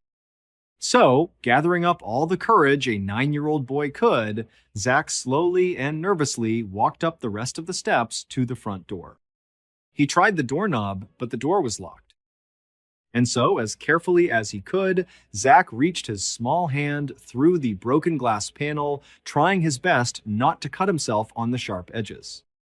He reached inside and was able to turn the lock from the inside. Then, he opened the door. As soon as he stepped into the house, he saw it. There were papers strewn all over the floor of the foyer, and in the middle of it all, there was a body. It was laying motionless on the floor, covered in blood. At that point, Zach didn't hesitate. He turned around and he ran. About 15 minutes later, Corporal Janelle Lead of the Blairsville Borough Police Department was driving in her car with her husband and their 4 children. She got a call from dispatch. A 911 call had come in from a normally very quiet residential street, but the details were still a little confusing. All dispatch could tell her was that there had been a cardiac arrest and that she was needed at the scene. There was no other information. So, thinking it was probably a routine medical call like a heart attack, Corporal Lead just drove her family straight over to the address. But when she pulled up to the home and got out of her vehicle, she knew immediately that this was not a simple heart attack. She saw a patrol officer waiting for her on the porch, and the look on his face was grim. Lyde walked over to him, and he immediately pointed to the broken glass panel and the dark stains on the ground. She asked him what was going on. She told him she was told this was a cardiac arrest. The officer just looked at her and said, "You know what? It's probably best if you just go in and see for yourself." So Lead turned and waved to her husband and kids, trying to signal that everything was fine and she just needed a minute. Then she stepped inside the house. And right away, she was stunned by what she saw. The entire foyer was splashed with blood. It was on the floor, on the walls, and there, in the center of it all, amongst all the scattered papers, was the most mutilated body she had ever seen in her life. Now, Corporal Lead had never actually worked a homicide case before, but as she stood there, trying and failing to count the number of stab wounds on the man's body, she knew without a doubt that this was not a cardiac arrest. This was her very first murder case. She also knew she needed backup, and she needed it fast. Because the call had been mistakenly logged as a medical emergency, the police had not sent a full response. It was just her and the one patrol officer on the scene. Lyde was suddenly very aware that the killer, or killers, could still be in the area, maybe even still inside the house. They hadn't even secured the property yet. And she was thinking about how she had brought her husband and her children with her. They were sitting in the car right outside. So she immediately instructed the patrol officer to search the rest of the house. Then she went back out onto the front lawn to essentially stand guard between the murder scene and her family, her hand resting on the gun in her holster. Luckily, it wasn't long before Lead heard the sound of approaching emergency sirens in the distance. At the same time, the patrol officer came out of the house and told her it was empty. The killer or killers were gone. The only new discovery the officer had made was a huge puddle of blood in the basement where the victim's blood had seeped through the floorboards from above. At this point, Lead said goodbye to her husband and kids and sent them home. Then she went back into detective mode and stepped back inside the house. It was around then that someone on the scene told Lead the victim's name. They said his name was John Yelnick. As the crime scene technicians began their work, carefully processing all the physical evidence inside the house, Lead started a slow walk through each of the rooms. She was trying to get a sense of who John was and also to piece together how he had died. John's body was found close to the front door, but it was clear that the attack that led to his death had been long and chaotic. There was blood all over the living room floor, which was also covered in those divorce papers. John's body was barefoot. But there were bloody shoe prints in the house that were far too big to belong to the little boy Zach. Lead figured they must belong to the killer. The crime scene techs were already measuring the prints, trying to determine the shoe size. As Lade continued through the house, she didn't see anything that looked like it could have been used as a murder weapon. She also didn't see any evidence of a robbery. The television was still there. No drawers or cabinets appeared to have been opened or rummaged through, and to Lead, this made sense. The murder was extremely violent, which suggested it was very personal. It seemed like the only thing the killer wanted when they came into this house was for John to die a horrible death.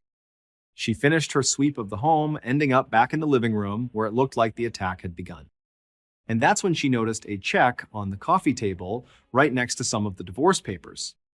The check was made out to the victim, John Yelnick, for $15,000.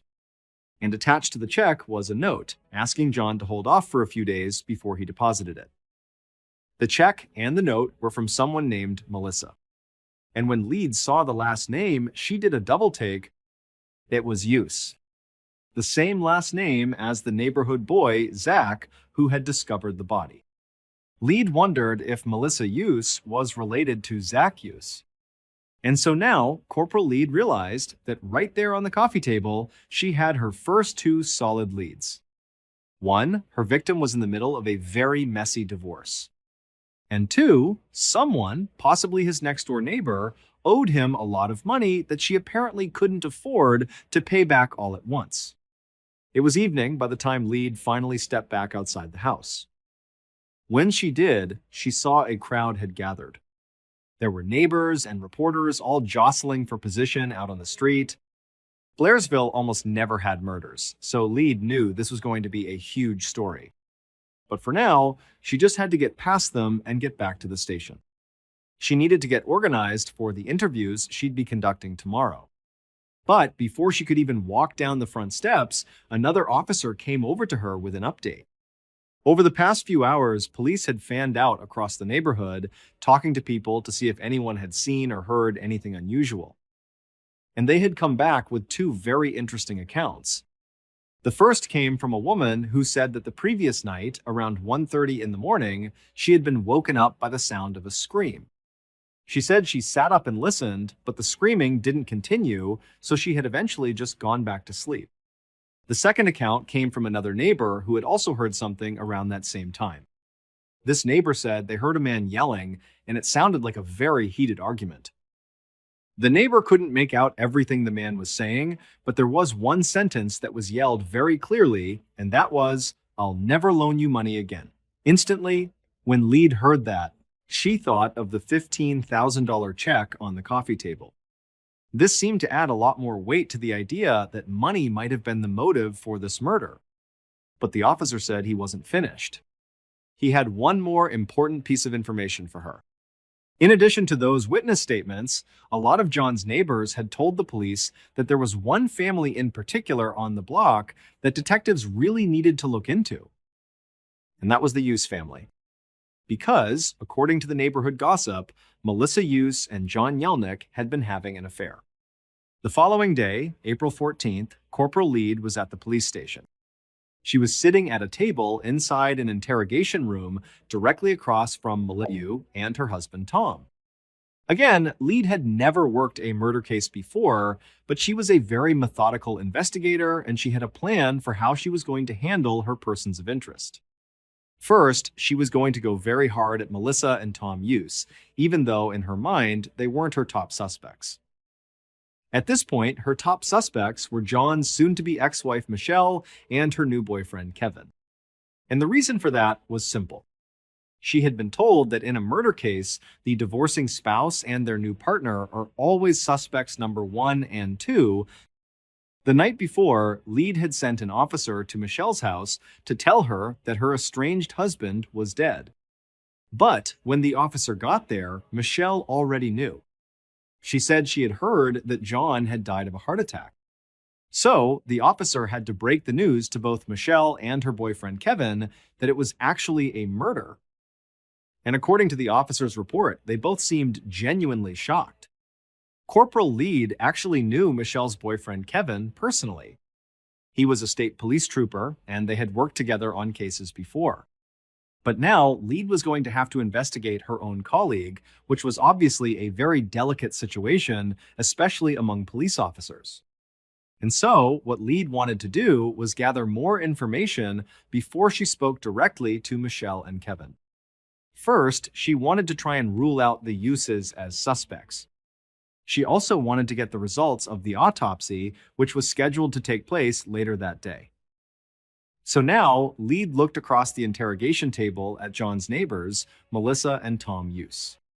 She began by asking them about the $15,000 check that Melissa had written to John, the one found near his body.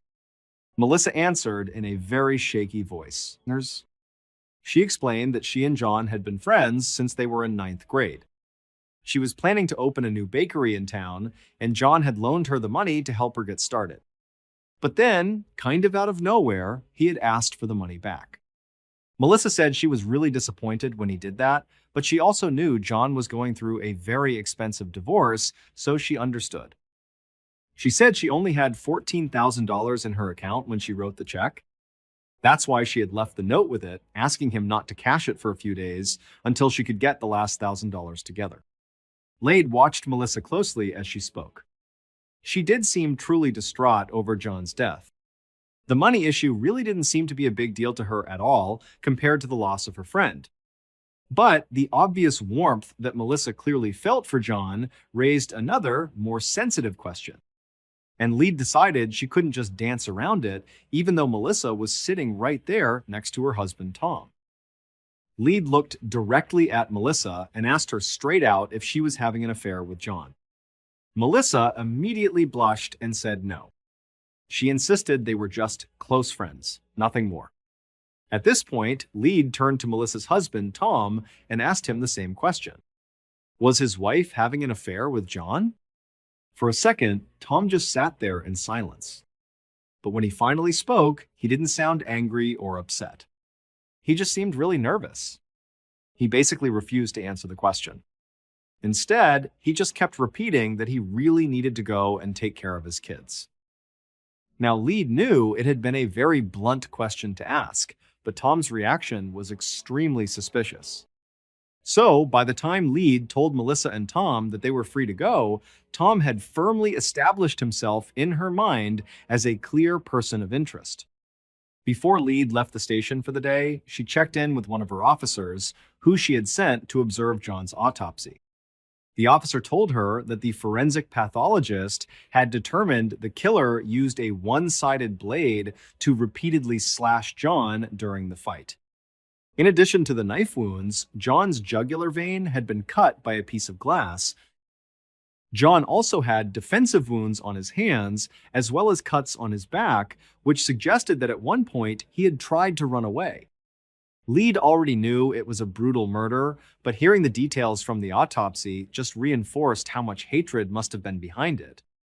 And so, after hearing these details, Lead thought to herself that whoever did this must have truly, deeply hated John.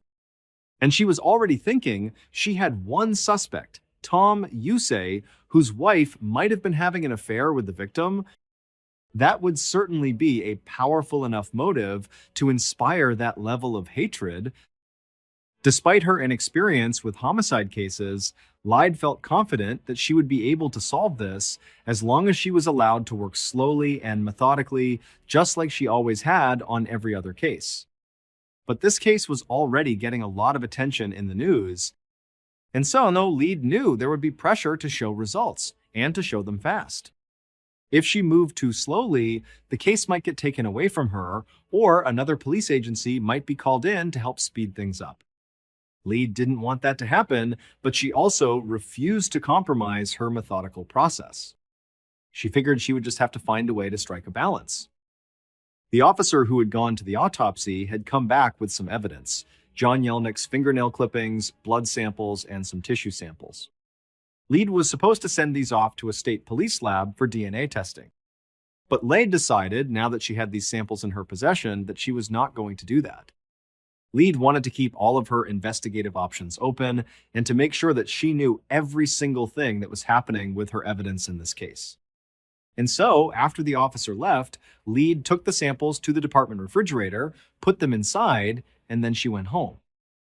The next day was April 15th, 2 days after John Yelnick was murdered. By this point, Corporal Lead had spoken to a number of John's friends and family members. They had all painted a picture of John as a great guy and a very dedicated father. Today, Lead was going to John's dental practice to talk to his colleagues to see if they had anything different to say. And as soon as she arrived at the office, she was glad she had come. The dental hygienist and the receptionist had a lot to say about John's soon-to-be ex-wife, Michelle Yelnick. During the long, multi-year divorce battle, Michelle had at one point accused John of abusing their adopted son, JJ. Even Michelle's own family hadn't believed her, and officials had declined to press any charges. But during all the back and forth, Michelle had accused John of violating a stay-away order. The police had come and arrested him right there at his work in front of his colleagues and patients. So, to John's colleagues, Michelle was a total nightmare.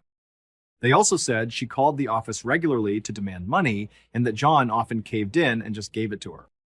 But, according to one of the hygienists, Michelle had called just a few days before the murder, and that time, John had actually refused to even speak to her. This detail definitely caught Lead's attention. It wasn't just the colleagues at the dental practice who said Michelle was money hungry. A lot of John's friends said the same thing. They said it was Michelle who had wanted the big house with the pool and the hot tub. John had never really felt comfortable with that kind of flashy lifestyle. And to many of his friends and colleagues, it was that fundamental difference between them that ultimately drove them apart. And so, Lead started to wonder. Maybe John and Michelle had a fight about money just a few days before his murder. Maybe Michelle had called demanding money, and John, for the first time, refused. Could that have been enough to push Michelle to murder him? It was possible. But then, Lead discovered something else. Michelle was still listed as the beneficiary of John's life insurance policy.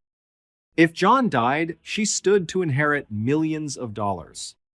So now there was a twofold financial motive for Michelle to want John dead.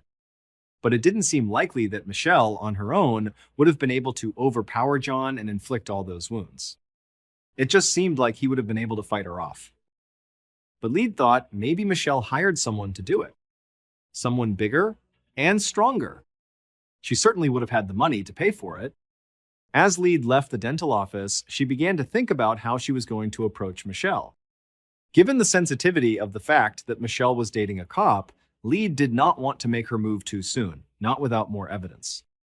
This wasn't just the first murder case she had ever worked. It was the biggest case, period, that she had ever handled. Reporters were calling her constantly. This was a really big deal, and she did not want to screw it up.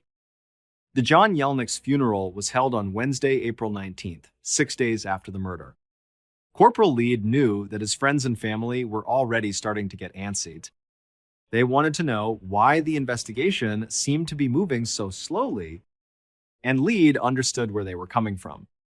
From day one, there was an enormous amount of media pressure to solve this case right away. That was weighing on the friends and family. And then there was the fact that John himself had been so paranoid that he was going to be murdered. And now he had turned up dead. It just seemed like too much of a coincidence. But Lead also felt that John's family just didn't understand why this was taking so long. She wasn't just being slow, she was being careful. That was her way. Without any real departmental guidance on how to work a homicide, Lead had developed her own very careful method, and for the next several months, she continued to follow her own protocol. She took her time, but she did it with intention. The crime scene unit hadn't turned up any matchable DNA or fingerprints at the scene. The bloody footprints they found didn't belong to any of her suspects. So for now, Lead was relying heavily on interviews. And she ran down every single tip and rumor she could find, systematically ruling things out one by one. And as she did this, she always kept tabs on her three best suspects, Tom Hughes, Kevin Foley, and Michelle Yelnick. But she made no move to arrest any of them.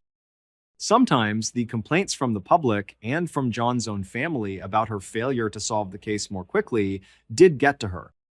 But she was determined to manage the case her way. She felt like she was on the right path. That was until Melissa Yusei hired a pair of psychics. It was the summer of 2006, about 3 months after the murder, when Lead got a call from Melissa. Lead was actually pretty surprised to hear from her. And she was even more surprised when Melissa told her she wanted to meet at John's house. When Lead showed up, Melissa was there, but she wasn't alone. She was standing on the sidewalk with two older women who she introduced as psychic sisters. She said she had met them at a psychic tea party and that they had visions about the case. Lead was not happy about this. And she was even less happy to learn that John's own family had given permission for the psychics to enter his house, but Lead also knew that John's family was getting really edgy. And if she wanted more time to work on her case, she needed to placate them. If that meant working with these psychics that one of her suspects' wives had hired, then that's what she was going to do. So Lead followed Melissa and the psychic sisters as they walked into John's front yard and started talking about feeling hot and cold patches of energy. Lead was doing her best not to roll her eyes. Then they went into the house, which still hadn't been cleaned out and was still splattered with blood. The psychic sisters had a premonition. They said the killing had happened in the dining room area. Then the psychic said they saw a knife and they saw stab wounds and a bloody footprint. They said the killer drove a black or red car and that the killer was not Melissa's husband, Tom. Melissa seemed really excited by all of this. But to Lead, it was all ridiculous. The blood they were literally looking at made it pretty obvious where the killing had happened. And the details of John's death and the huge police investigation had been all over the news. The things the psychics were saying were things anyone could have easily learned before showing up. And the fact that these psychics, who Melissa herself had hired, were now conveniently clearing her husband was not very convincing. As the group finally left the house, the only thing Lead thought the psychics had been good for was taking some of the pressure off of her slow but steady investigation. She knew that at this point, John's family had lost faith in her. But what they didn't know was that she still had one more card to play. She just had to wait for the right time to use it. Fast forward to February of 2007, 10 months after the murder. At this point, Corporal Lead finally got her chance. John's cousins made an impassioned plea to the Pennsylvania Attorney General's office, asking them to take over the investigation. Lead's cooperation with the psychics had bought her a little bit of time, but ultimately both John's family and Melissa Yuse had gotten more and more agitated by her slow pace. They felt like the psychics had given them just as much information as the police had, and the Attorney General ultimately agreed. This meant Lead was losing her case. On the one hand, this was the exact thing that Lead had been most worried about, that some bigger agency would come in and take over. But on the other hand, the Attorney General's office was not the agency she had expected. And so now, even though it definitely stung, Lead realized that she could finally make the play she had been sitting on for almost a year. And so, Lead went to that refrigerator in the Blairsville police station and took out the little container of fingernail clippings and other tissue samples from John Yelnick. Her officer had brought them to her right after John's autopsy. She had been told to send them to the state police crime lab right away, but she hadn't. In a total breach of protocol, she had decided not to do that, and instead, she put the samples in the fridge and she waited. But now, with the Attorney General very publicly stepping in, it made the case much more high profile. And that, in turn, allowed Lead to send the samples not to the state police crime lab, but to the FBI crime lab, a much higher authority. Normally, the FBI would never take samples from a small-town murder case. But now that it was this huge public case making national news, Lead knew she could take advantage of the situation. So she repackaged the fingernail clippings and the other samples, she sent them off to the FBI, and she waited. The day the results came back, Lead was very nervous. There was a chance that she was about to look very stupid for sitting on this evidence for as long as she had. But as she sat at her computer and opened the email with the DNA results, her eyes went wide. She almost couldn't believe what she was reading. Her strategy of intentionally slow playing the investigation and sitting on this evidence until this very moment had totally paid off. Finally, on her computer screen, Corporal Lead was looking at the name of John Yelnick's killer. Based on the evidence collected at the crime scene and tested by the FBI, this is a reconstruction of what authorities believe happened in the early morning hours of the 13th of April, 2006. Around 12:30 in the morning, the killer drove their red car onto a quiet residential street in Blairsville. They eventually came to a stop in front of a modest brick home. There, they cut their lights. The killer got out and looked around the neighborhood to make sure no one was watching. It was dark and completely silent. So, the killer left the street, walked around to the back of the house, and slipped inside through an unlocked back door. Once inside, the killer walked through the dining room and then into the living room where they found John Yelnick sleeping on the couch. The killer gripped a single-edged knife in their fist. They walked right up to John, raised the blade high, and then brought it down directly onto him. Instantly, John woke up and began screaming. He put his hands up to try to protect himself, and he even tried clawing at his attacker, getting the killer's skin underneath his fingernails. John eventually rolled off the couch, desperate to get away. He got up and began to stumble away, but the killer chased him down, and the two began to wrestle. As they struggled, the killer kept stabbing John. John was flailing his arms, trying to fight back, and he hit the divorce papers on the coffee table, sending them flying everywhere. And then, somehow, on pure adrenaline, John broke away from the killer and tried to run for the front door. He made it to the front foyer and actually reached for the front doorknob, but the killer shoved him from behind. John went flying towards the pane of glass to the side of the door, and his head crashed right through it. When his head went through the glass, a sharp shard severed his jugular vein, and John bled to death right there in the foyer. The killer watched until John was completely still. At that point, they walked back out of the home, tracking John's blood with them. The killer was very confident they would never be caught, primarily because they were someone people trusted with their lives. The killer was Michelle's new boyfriend, Pennsylvania State Police Trooper Kevin Foley. And the fact that he was a cop was the very reason Corporal Lead had decided not to send that evidence to the State Police Crime Lab. Lead knew Kevin, and she liked him. She had basically trusted him.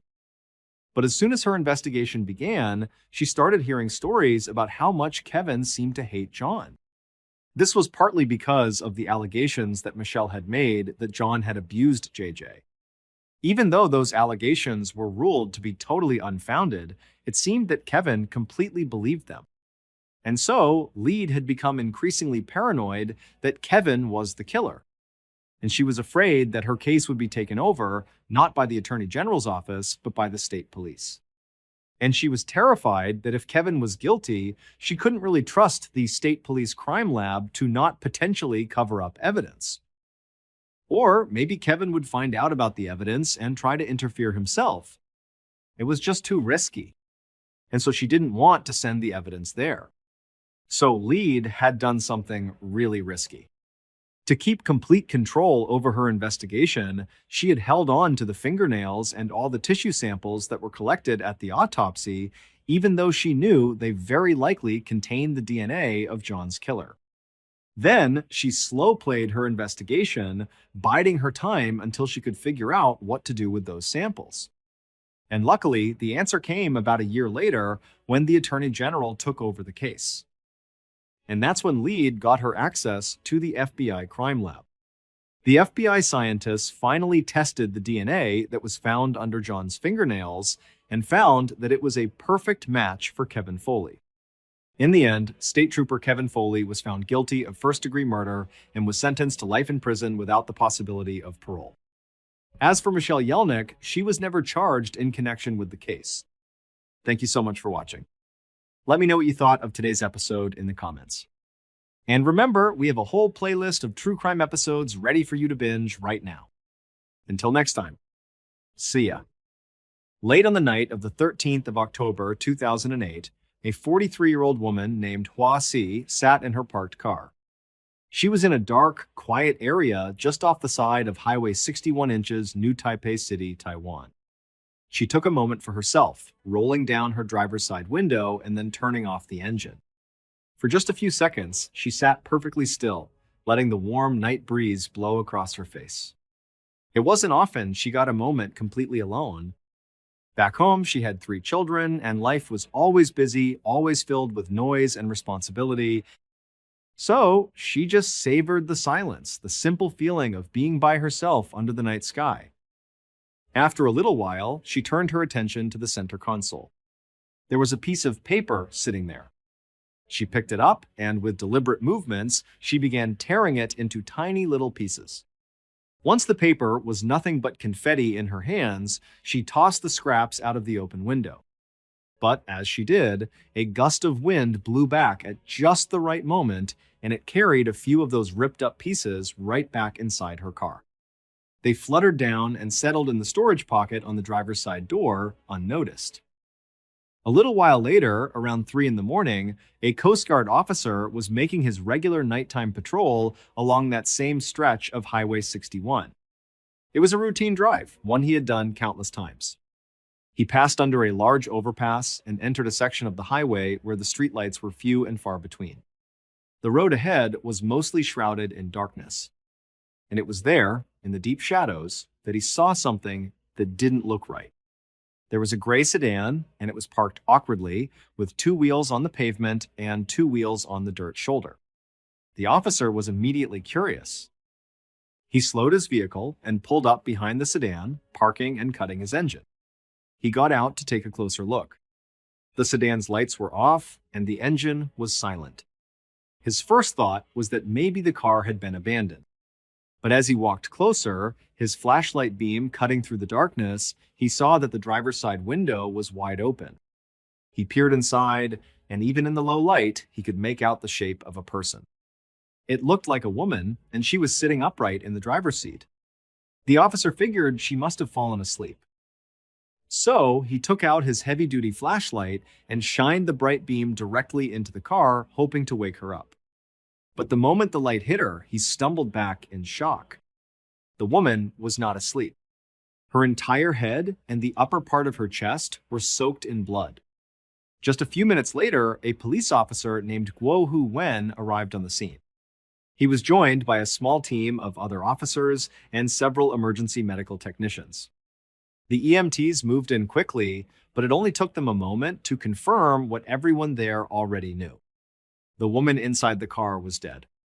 They pointed out a small, circular wound just below her left ear. To the experienced officers on the scene, it was instantly recognizable as a bullet wound. Officer Guo immediately ordered his men to spread out and secure the area, setting up a police cordon to preserve any evidence. Once the scene was locked down, the investigation began in earnest. The first thing Guo did was take a closer, more careful look at the woman's body and her immediate surroundings. He noticed a single bullet casing lying on the ground near the open car door. Inside the car, he could see what looked like tiny fragments of shiny metal, possibly pieces of copper from the bullet itself. But there was no gun anywhere to be found. And so, at that moment, Officer Guo and his team knew they weren't dealing with a suicide or an accident. This was a murder. But as he stood there, taking in the whole scene, something felt very wrong to him. The entire setup just seemed off. First, he looked at the ground behind the car's tires. There were no skid marks, no signs of a sudden stop or a panicked maneuver. It looked as if the woman had pulled over calmly and in a completely controlled way. It didn't seem like she'd been forced off the road by another vehicle. Second, there was the window. The driver's side window was all the way down. This meant that either she had been driving with it down from the start, or she had rolled it down after she pulled over. Either way, it was a strange detail for someone who was about to be attacked. And third, and perhaps most unsettling, there was absolutely no evidence of a struggle. There were no scuff marks on the car's interior, no defensive wounds on the woman, nothing to suggest she had fought back or had even been panicked in her final moments. She hadn't even dropped her phone, which was still in its holder. Her seatbelt was still fastened. Overall, it just seemed like this woman had been remarkably calm right before she was shot. It was as if she had absolutely no idea she was about to be killed. This one detail led Officer Guo to an early theory. Whoever shot her was very likely somebody she knew, somebody she trusted enough to roll her window down for in the middle of the night on a deserted highway. Guo knew his next step was crucial. He had to identify this woman, and then he needed to find out who was close to her. He wrote down the car's license plate number and was just about to have an officer run it through the system to find the registered owner. But just then, another officer came running over to him looking excited. He told Guo they had found something really strange inside the car. He wasn't sure if it was related to the crime, but he knew Guo needed to see it. Inside the pocket on the driver's side door, they had found 4 small scraps of paper. Each scrap had what looked like numbers or fragments of words handwritten on them. The fragments read 65, Dalo, Z, and Da. On their own, none of these fragments seemed to mean anything. They were likely part of a larger piece of paper that was now missing. In fact, some of the words were just pieces of words, not complete thoughts. The officers tried arranging the 4 pieces in different combinations, trying to see if they could form a coherent message, but they couldn't. It all just seemed like nonsense.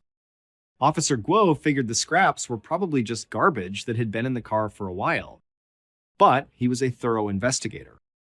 As a precaution, he had his officers carefully bag the 4 tiny pieces of paper as evidence. You just never knew. A few hours later, Officer Guo and a member of his team walked into a huge apartment complex in New Taipei City. They were about 40 miles away from the desolate stretch of highway where they had found the woman's body earlier that morning. They made their way to a specific apartment and knocked on the door. After a moment, a middle-aged man opened it. He looked very surprised to see 2 police officers standing in his hallway. Officer Guo asked the man if his name was Shu Bi Chung, and the man nodded and confirmed that it was. By this point, Guo and his team had identified the murder victim. She was 43-year-old Hua Si. And when they had started looking into her personal life and relationships, they learned that she lived in this very apartment with her 3 children and the man who had just opened the door, Shu Bi Chung. He was her ex-husband. The records showed the couple had officially divorced 5 years earlier, but for reasons unknown at the time, they had decided to continue living together to co-parent their children. As Hua's ex-husband living in the same home, Shu was an obvious person of interest. But Officer Guo had to be careful. He had no idea how much Shu already knew or what his involvement might be. He needed to approach the conversation delicately. Officer Guo started by introducing himself and his partner. He then asked Shu if he had spoken to his ex-wife recently. Shu shook his head and said that he hadn't spoken to her since the previous night, but then he added that their last conversation had definitely been strange. He explained that the previous night, around 8:45 p.m., Hua had left the apartment to go to a meeting. She was supposed to meet with a pawn shop owner on the other side of the city. Shu said that she owed this pawn shop owner a lot of money, and the meeting was to discuss a repayment plan. But then, around 9:30 p.m., while she was on her way, Hua had called him. She told him she was on Highway 61 and that another car was following her. Shu told Officer Guo that he had tried to calm her down. He had told her that it was very likely just another driver heading in the same direction, that it was probably a coincidence and nothing to worry about. He said that Hua had seemed to agree with him and then hung up the phone. According to Shu, he tried calling Hua back a little while later just to check on her, but she didn't pick up. Shu then claimed he called her an additional 10 more times after that, but she never once answered. And so, Shu said, he really didn't know what had happened to his ex-wife. He didn't know if she made it to the meeting. He didn't know where she was now. After hearing this story, Officer Guo's first reaction was one of complete disbelief. The story just sounded absurd. If Shu truly believed that Hua was being followed at night while she was alone on her way to a high-stakes meeting with a creditor, and then she suddenly stopped answering her phone, why on earth wouldn't he have called the police? Or at the very least, why wouldn't he have gotten in his own car and tried to go look for her? Instead, according to his own account, he had just called her a bunch of times, and when she didn't answer, he just shrugged it off and went about his night. It seemed like a bizarrely passive reaction for someone whose ex-wife, the mother of his children, was potentially in serious danger. So, Officer Guo watched Shu very carefully as he delivered the terrible news. He told him that he was very sorry, but early that morning they had found his ex-wife. She had been murdered inside her car on the side of the highway. When Shu heard this, his eyes went wide and his body began to tremble. From Guo's perspective, it looked like a genuine, shocked response. It looked like a man who couldn't believe the awful words he was hearing. But at the same time, Guo was a seasoned detective. He couldn't fully read the man. He couldn't be sure if this display of grief was genuine or if Shu was just performing for him. Either way, Guo knew what he had to do next. He needed to follow up on every part of Shu's story and see if he could find any holes in it. Following the interview, Guo and his team asked the manager of the apartment complex for any available surveillance footage. They wanted to see if Hua really did leave the apartment at the time Shu claimed she did. The manager was cooperative and was able to pull up some footage from the camera inside the complex's elevator. The footage did indeed prove that Hua left around 8:45 p.m., just like Shu had said. But it also showed something else, something that struck Officer Guo as deeply strange. In the video, Hua gets on the elevator, supposedly on her way to meet this pawn shop owner. But for some reason, her ex-husband Shu rode the elevator down with her. And during this short ride, Shu leaned in and kissed Hua for 8 full seconds. Then he hugged her tightly and held her until the elevator reached the ground floor and the doors opened. Now, to an outsider, this might just look like a tender moment between a loving couple. But in this context, it was very odd for 2 reasons. First, Hua and Shu were divorced. As far as Officer Guo understood it, they were not a romantic couple anymore. Their living arrangement was one of convenience for their children. And second, it was weird because in Taiwanese culture, public displays of affection like that are very uncommon, especially among the older generations. It would be highly unusual for a middle-aged couple to kiss and hug so passionately anywhere except in the privacy of their own home.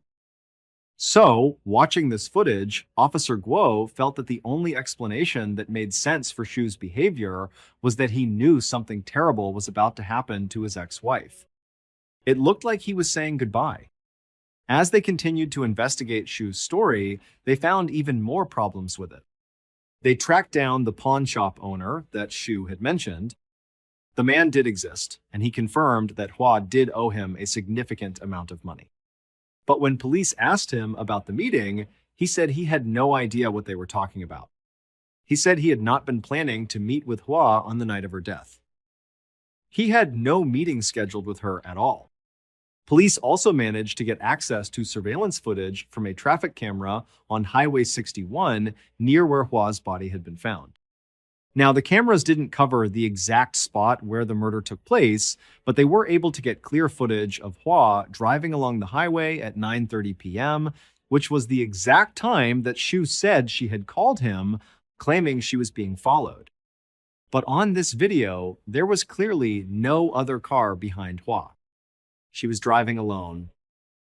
Now, it was technically possible that Hua had lied to her ex-husband for some unknown reason, but to Officer Guo, it seemed much more likely that Shu was the one who was lying now. It seemed like he was making up the whole story about the car following his ex-wife to create a fictional attacker. After learning all of this, Officer Guo and his team went back and re-examined all the surveillance footage from the apartment complex. They also got a warrant for Shu's cell phone records, which included his GPS data, to see if they could track his movements on the night of the murder. But what they found only made the case more complicated.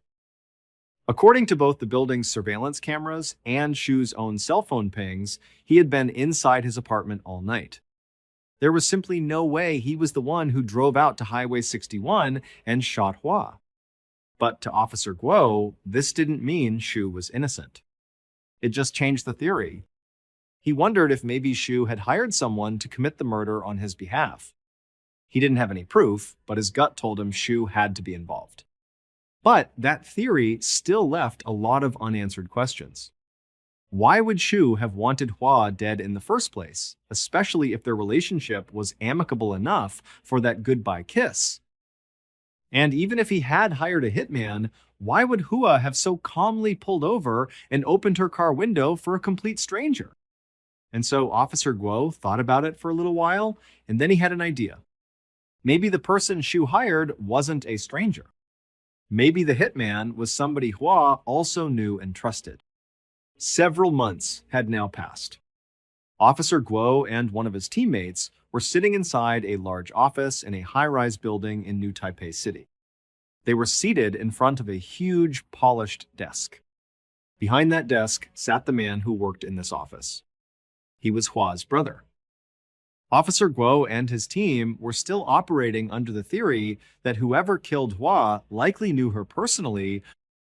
So, for the last few months, they had been methodically tracking down and interviewing every single person in her cell phone's contact list. So far, the exhaustive process had not turned up any new suspects, but they had learned some very interesting things about Hua's life. It turned out that Hua hadn't just been in debt to that one pawn shop owner. She also owed money to multiple banks, to friends, and even to her own family members. She had even borrowed money from some very shady black market lenders. All told, her debt was staggering. It was the equivalent of nearly $500,000 US. Knowing about this massive debt actually made Hua and her ex-husband Shu's relationship make a lot more sense. Several people had told the police that the real reason Hua and Shu had gotten divorced was not because they had fallen out of love. It was a practical decision. Hua's credit was completely ruined because of all her debt, and Shu wanted to keep his own finances separate and protected from hers. By all accounts, the couple, despite being legally divorced, were still very much in love. They were devoted to each other and completely dedicated to their children. This new information had left Officer Guo and his team feeling like they were back at square one. Shu had initially seemed so suspicious, but Guo still had no hard evidence directly linking him to the murder. And now, with this new context, he didn't even seem to have a clear motive. So now, as Guo sat inside this sterile office across from Hua's brother, he was just hoping that some new piece of information, any small detail, would come to light.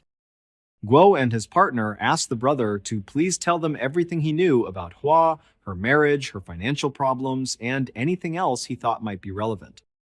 The brother nodded and began to talk. But pretty quickly, it became clear that what he was saying was just a repeat of all the other information that Guo already knew. It was the same stories, the same details. It was not new information. And so, as the brother continued to talk, Guo's mind began to wander. His eyes drifted away from the brother and began scanning the room. Eventually, his gaze landed on a bookshelf behind the brother's desk. He noticed a single piece of paper sticking out from between two thick books on the shelf. Guo could only see a small corner of it, but he could tell that there was handwriting on the paper and the style looked strangely familiar. So, without saying a word, while Hua's brother was still talking, Guo stood up from his chair. He walked around the large desk to the bookshelf, and he pulled out that piece of paper. And as soon as he looked at it, his heart began to race. He saw that the handwriting on this piece of paper was the exact same handwriting that was on those 4 little scraps of paper they had found at the crime scene. The same scraps that they had almost dismissed as trash. He was looking at the same handwriting. But it was more than that. Guo could see that the actual words or portions of words and the number that were on those fragments were right here on this page.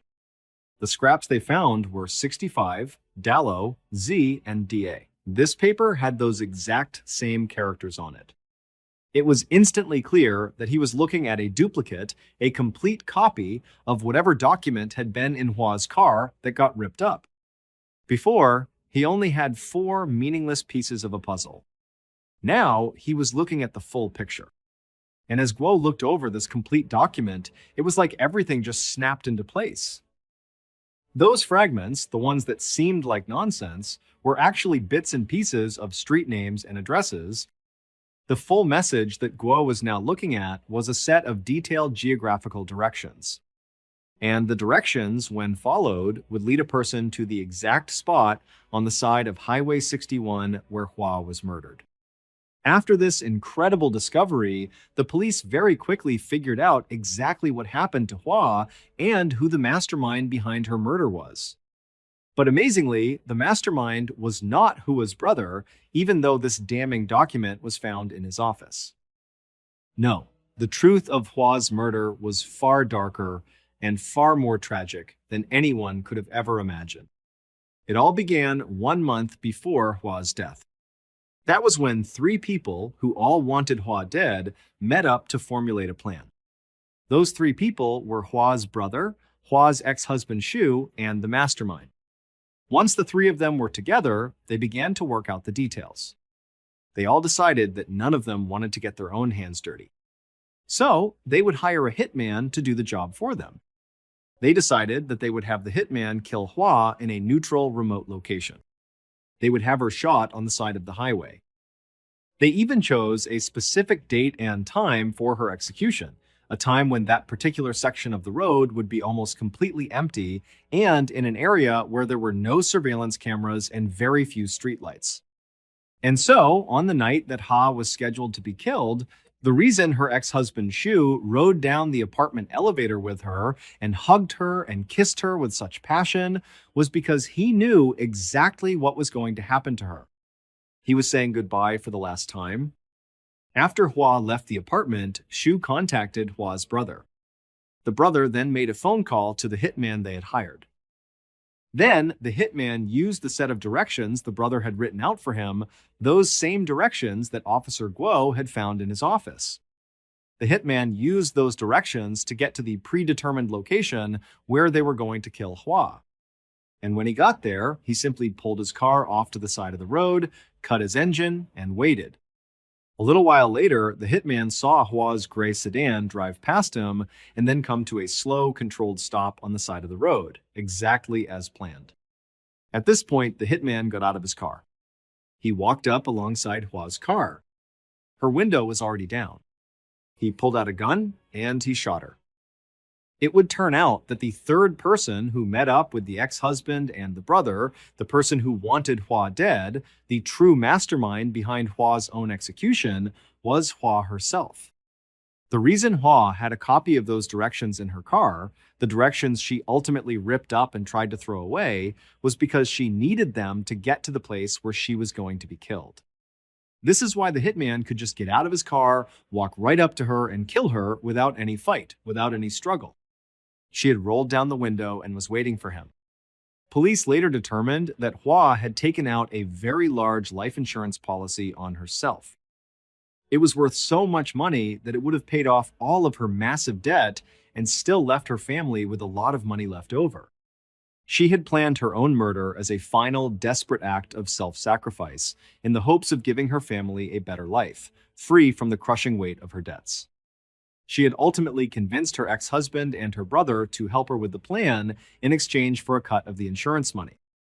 But in the end, her tragic plan didn't work out.